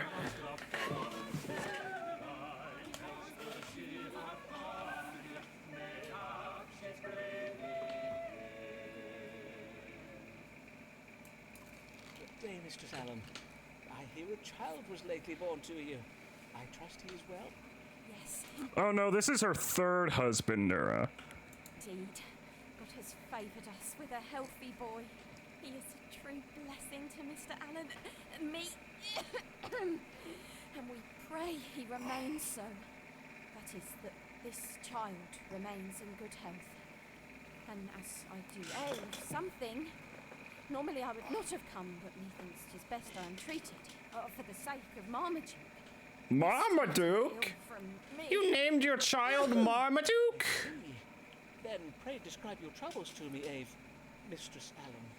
Well, in truth, it is but a cough, but indeed at first I thought 'twas naught but a chilly cold, but 'tis many weeks now, and it lingers still. Forsooth, I am afeard it does grow worse. Many weeks, you say? Aye, that is most concerning. Let us see what the stars have to say. What ails Mistress Avis Allen, and how may she be cured? Two options. You're bewitched and in mortal danger, or you have a mattering of the in the breast.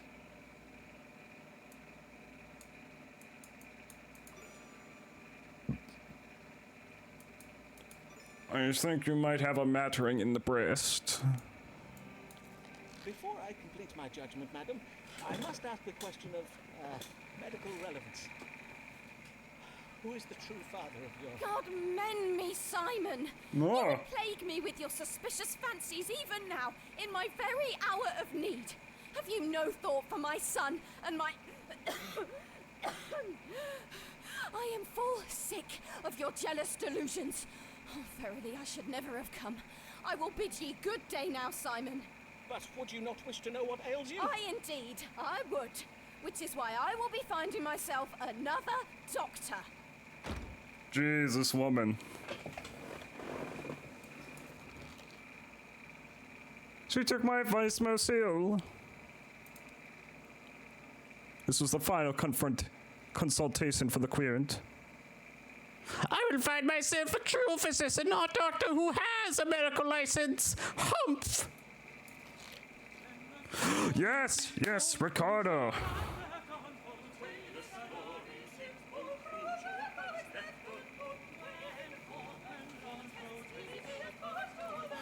It is for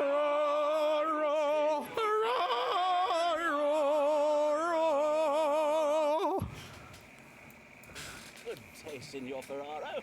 How may I do you service? How may you do me service, huh?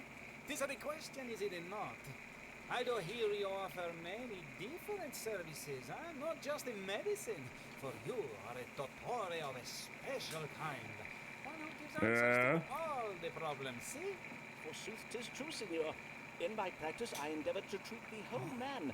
Mind, body, soul. The location of his missing household items. All are connected at a holistic level. I take it this time you are come about a problem that does not pertain to a bodily complaint. This is my mama. She does worry night and day. She say, Ricardo, you must go to the wise man who reads the stars and have sir. tell you what your future holds. I say, Mama, if it make you happy, I will go to Signor Foreman and ask him. I see. And is there any particular reason for your mother to be thus concerned? Be you faced with some kind of imminent danger? A particular reason, you say? Nay, Signor, she needs no reason to worry. Mia madre is an Italian mama. Ah, yes, of course. You see now, huh? She is not like these London mamas who make the children live in a cupboard with the dog.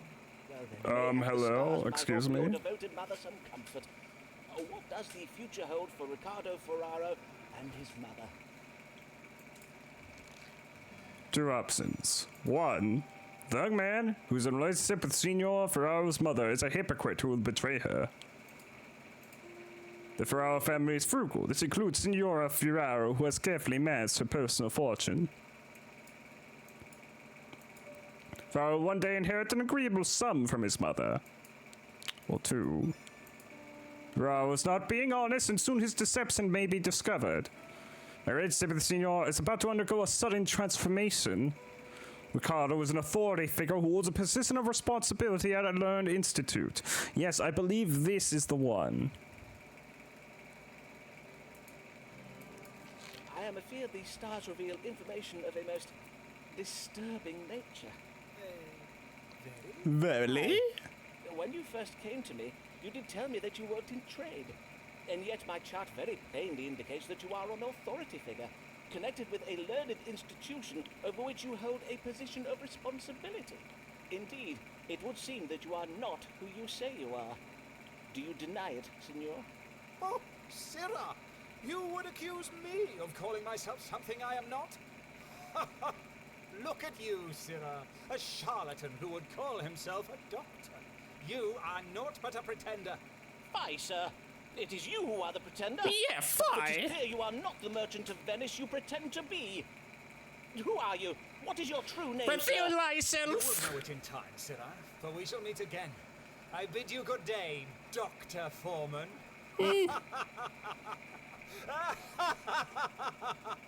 Damn.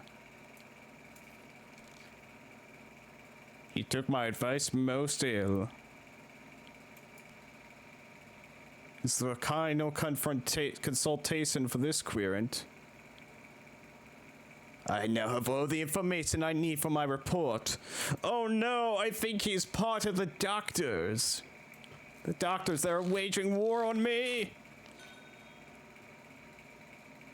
Sir, it is with much sorrow that I write to inform you, to the death of my dear wife Avis, these Tuesdays past, her new doctor could not save her, even though he held a medical license and was thus highly skilled. Although you were no longer my wife's doctor, I am grateful for the kindness you have shown Avis over the years, and I know she was too. Indeed, she spoke of you in her final words, saying, "Oh, Simon, forgive me, Simon," or something of the like. Doubtless this expression of guilt was in reference to a bill for your services that she had not yet settled.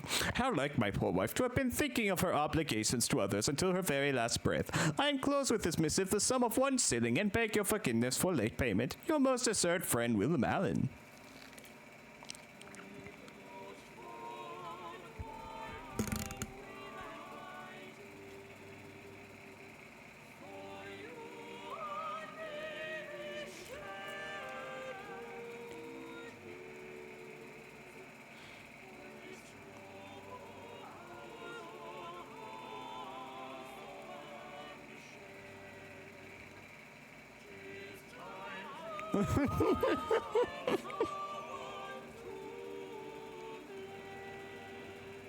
Indeed. But why did you not let me save you, Avis? Why did you entrust your precious life to another doctor? An ignorant impostor who knows not how to read the stars to judge an illness. Why did you die before I had the chance to? What? Who's to blame for the death? It can't be me, right? Ava's surprise decision to his new doctor led to her death. Her death was the fault of a licensed doctor with a medical degree. Let's see. Lies and rumors circulating about Avis concerning her Catholic faith, and mayhap even our affair, provoked anxious passions that exacerbated her illness. Avis lavished such attention to care of her child, she neglected her own health. Or I caused this tragedy by being aggressive and careless in my behavior. God is punishing me more not having been a more pleasant romantic partner.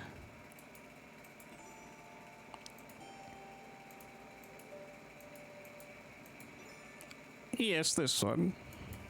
It was I am to blame for Avis's death. If only I had not driven away with my ill-tempered, unkind accusations. Would that I had turned my thoughts to her illness and away from my own selfish needs. How will she ever?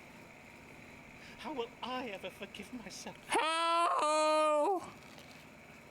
I trust that I am to blame for Avis's death. If I had not driven away, I might have cured her of illness. If I summoned my spirit guides to aid me, would you consent to speak to me from beyond thy grave? Yes.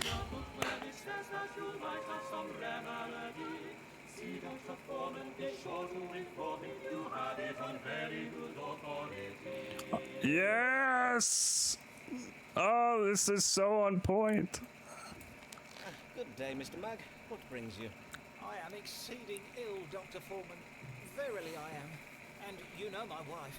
She is refusing to hear anything about it. 'Tis but another of your delusions, Nicholas, she says.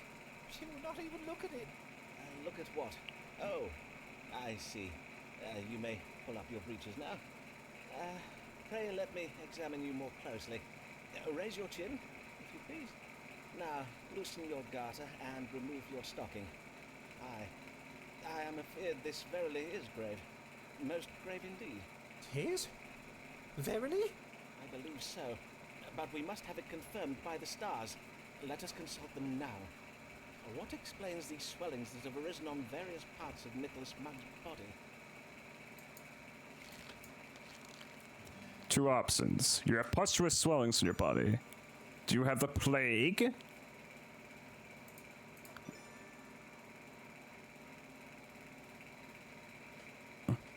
Lymph nodes. And behind the knees. No, I believe you have the plague. You are gravely ill with the plague. It is oft fatal, but you are in good hands. For during the Great Plague of '92, I was able to save many a soul from the grave with my famous strong water. A moment, if you please, while I retrieve it from my cabinet. But, sir, unhand it, sir. The dosage is very precise. You must not... nay, not the whole bottle! Ye gods, man, what have you done? Methinks I'm dying. Oh, woe. A fatal dose. Alas, I am sorry for it, sir, but you were never meant to drink so much of it. Oh my god. Nay, do not blame yourself, Doctor. Thank ye heartily, for at last all shall know, my wife, my friends, how wrong they were, and how I did speak true. William! Oh, curse it, where is that feckless manservant of mine? William! Go forth and fetch the vicar! Hypochondriac dies, and the only thing he can think about is, I was right! You all didn't believe me, but I was right! I did diagnose the plague and prescribed a dose of my strong water as treatment, but the querent did prescribe himself many more doses and died thereof. I never got that letter of recommendation. Okay, I will do one more of these. Mr. Foreman, you have been called before this assembly of the College of Physicians to answer the charge of practicing medicine without a medical license. Ricardo! What have you to say in your defense? Would you deny practicing medicine, sir? Why, no, I would not deny it. My practice is well known. Indeed, since I helped cure the plague of '92 with my strong water... Then you admit you have committed this most grievous offense. Ah. Well, 'tis true I'm not technically licensed, but I fail to see how... You fail to see? Then permit me to enlighten you, sir. A medical license assures the residents of London that a physician has the necessary education and skill to treat them. By practicing without qualification, you have not only broken the law, you have endangered the lives of your patients. Indeed, we have received reports that a man by the name of... Okay, that was on him. Wigmaker of Silver Street has lately died under your care. Aye, well, that was most lamentable, but not my fault, sir. Mr. Mugg took a far greater dose of my strong water than I advised him to. He chose the dosage himself. In truth, one might say that the cause of death in this instance was, well, Nicholas Mugg, practicing without a medical license. Silence, Mr. Foreman! Your impudent japery may well be suffered by your patients, but it will not be tolerated here. I do apologize, Mr. Smith. Besides the death of this patient, we have gathered ample evidence of your malpractice, Mr. Foreman. Oh no. Indeed, we have had this illegal operation of yours under observation for quite some time. 'Twas you, Riccardo Ferraro, the merchant from Venice. All along he was you, Richard Smith, the Queen's royal physician. Then I take it, Mr. Smith, you were unsatisfied with the medical care I gave you? Sir, we are well aware of your occult practices. What you so boldly call medical care was naught but advice conjured up by means of dark magic. You have no understanding More like bullshitting. or astrology. But my knowledge of both physic and astrology is unparalleled. Unparalleled! If that is so, then doubtless you will happily submit to having your knowledge examined before this assembly. Oh no. Oh no! They're actually testing me!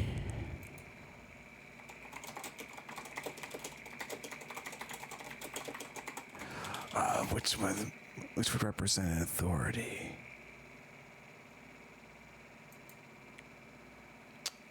Could it be Mars? No. Wait.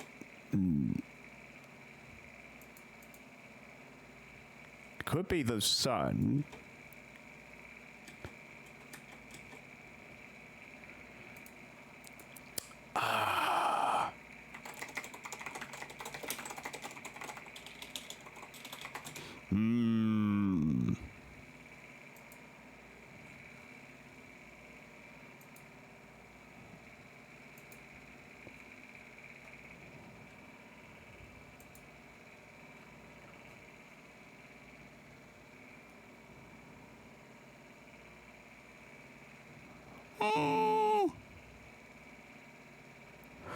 It's going to be the sun. It has to be the sun.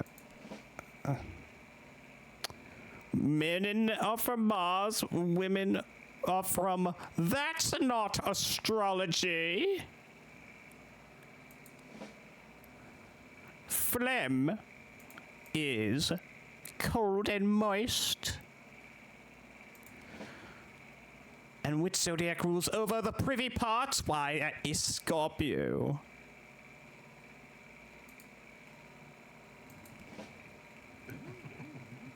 Silence! Simon Foreman, it is apparent your answers were given to you by demon spirits that you have been communing with under the table. Constable, shackle this man and take him from hence to jail. But, sir, this is most unjust. Pray afford me the chance to... unhand me, you rogue. No! So I'm happy to inform you that I have secured your release from jail by way of my friendship with Mistress Maud Smith, wife of the President of the College of Physicians. We have contrived to have her husband believe that you enjoyed the favour of John Whitgift, the Archbishop of Canterbury, and that the Archbishop plans to grant you a medical license. But whilst you'll be freed this day, our rules will not hold for long, for Maud says the College intends to write to the Archbishop to warn him that you are a charlatan, and to urge him not to grant you a license. Your most assured friend and querent, Alice Blake.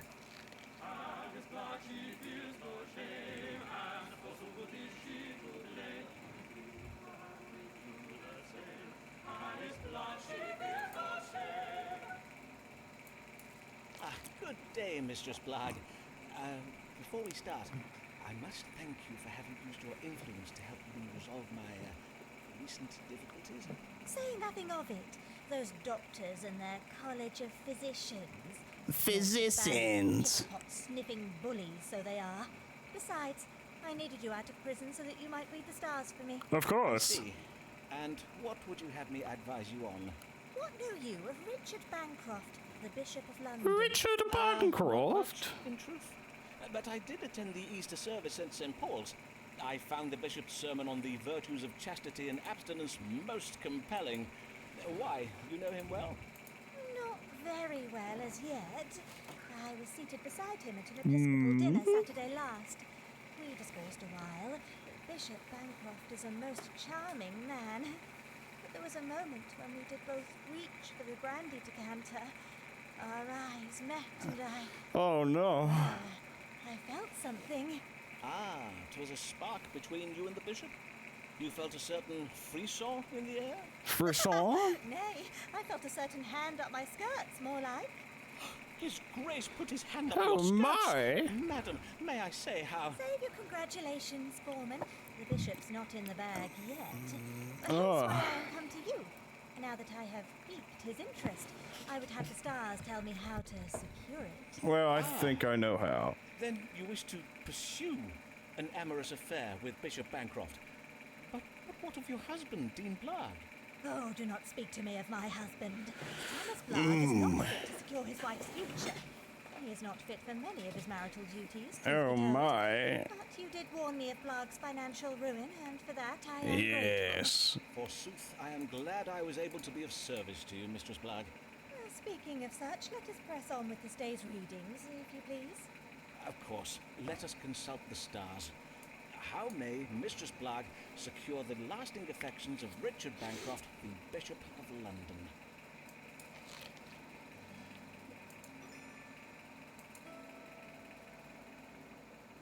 You should commit adultery with the bishop while he's away from home.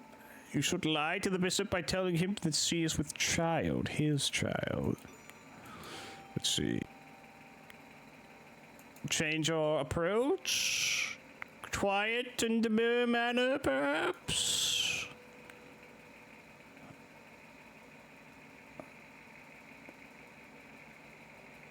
No. Engaging in sin would go against Alice's Christian instincts. You are being careless with your husband's legacy. No. I think the child. Yes.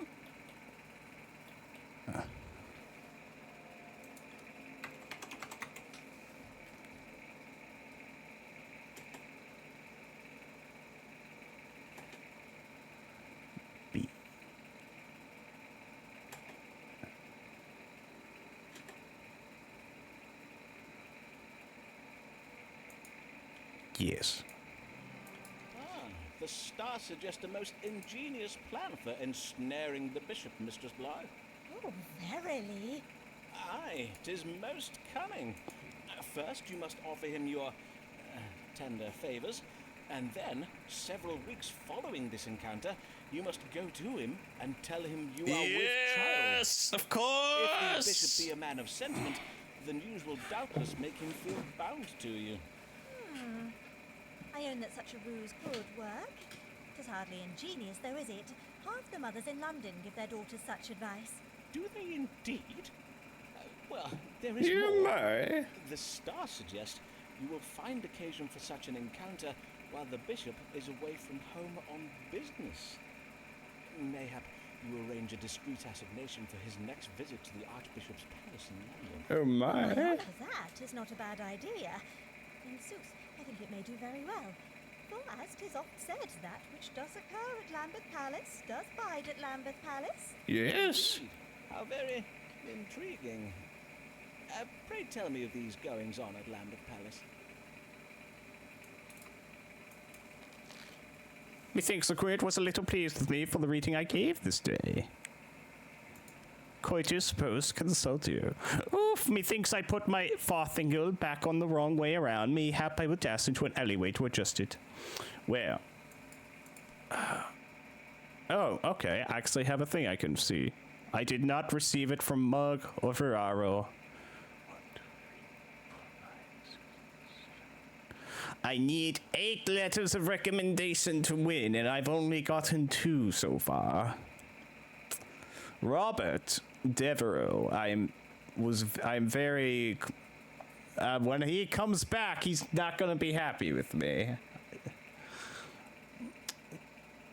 Sybil, I do have a good chance with, as do Emma.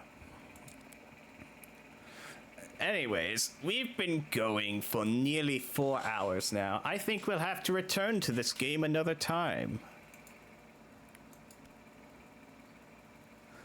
And I am quite thirsty, as they say, and in need of the water. So, thank you all so much for stopping by and coming and viewing this day. We will definitely be having another stream of Astrologaster in the future. Perhaps sometime this week. Let me check scheduling to be sure. Yes, I believe we might just do another stream of this on Thursday, yes. It is a fun one indeed. Now, let's see who we may raid today.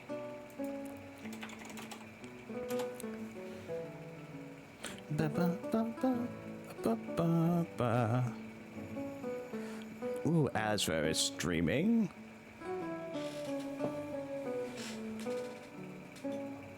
Yes, I think Azra would be a fine choice.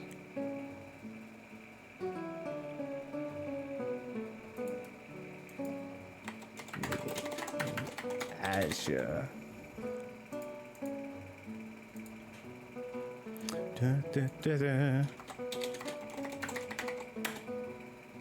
I will see you all, perhaps tomorrow night, perhaps Thursday. We shall see. For now, ta-ta! I would definitely hope to see you on Saturday on Neuroscience channel with Shadowrun. Bye-bye!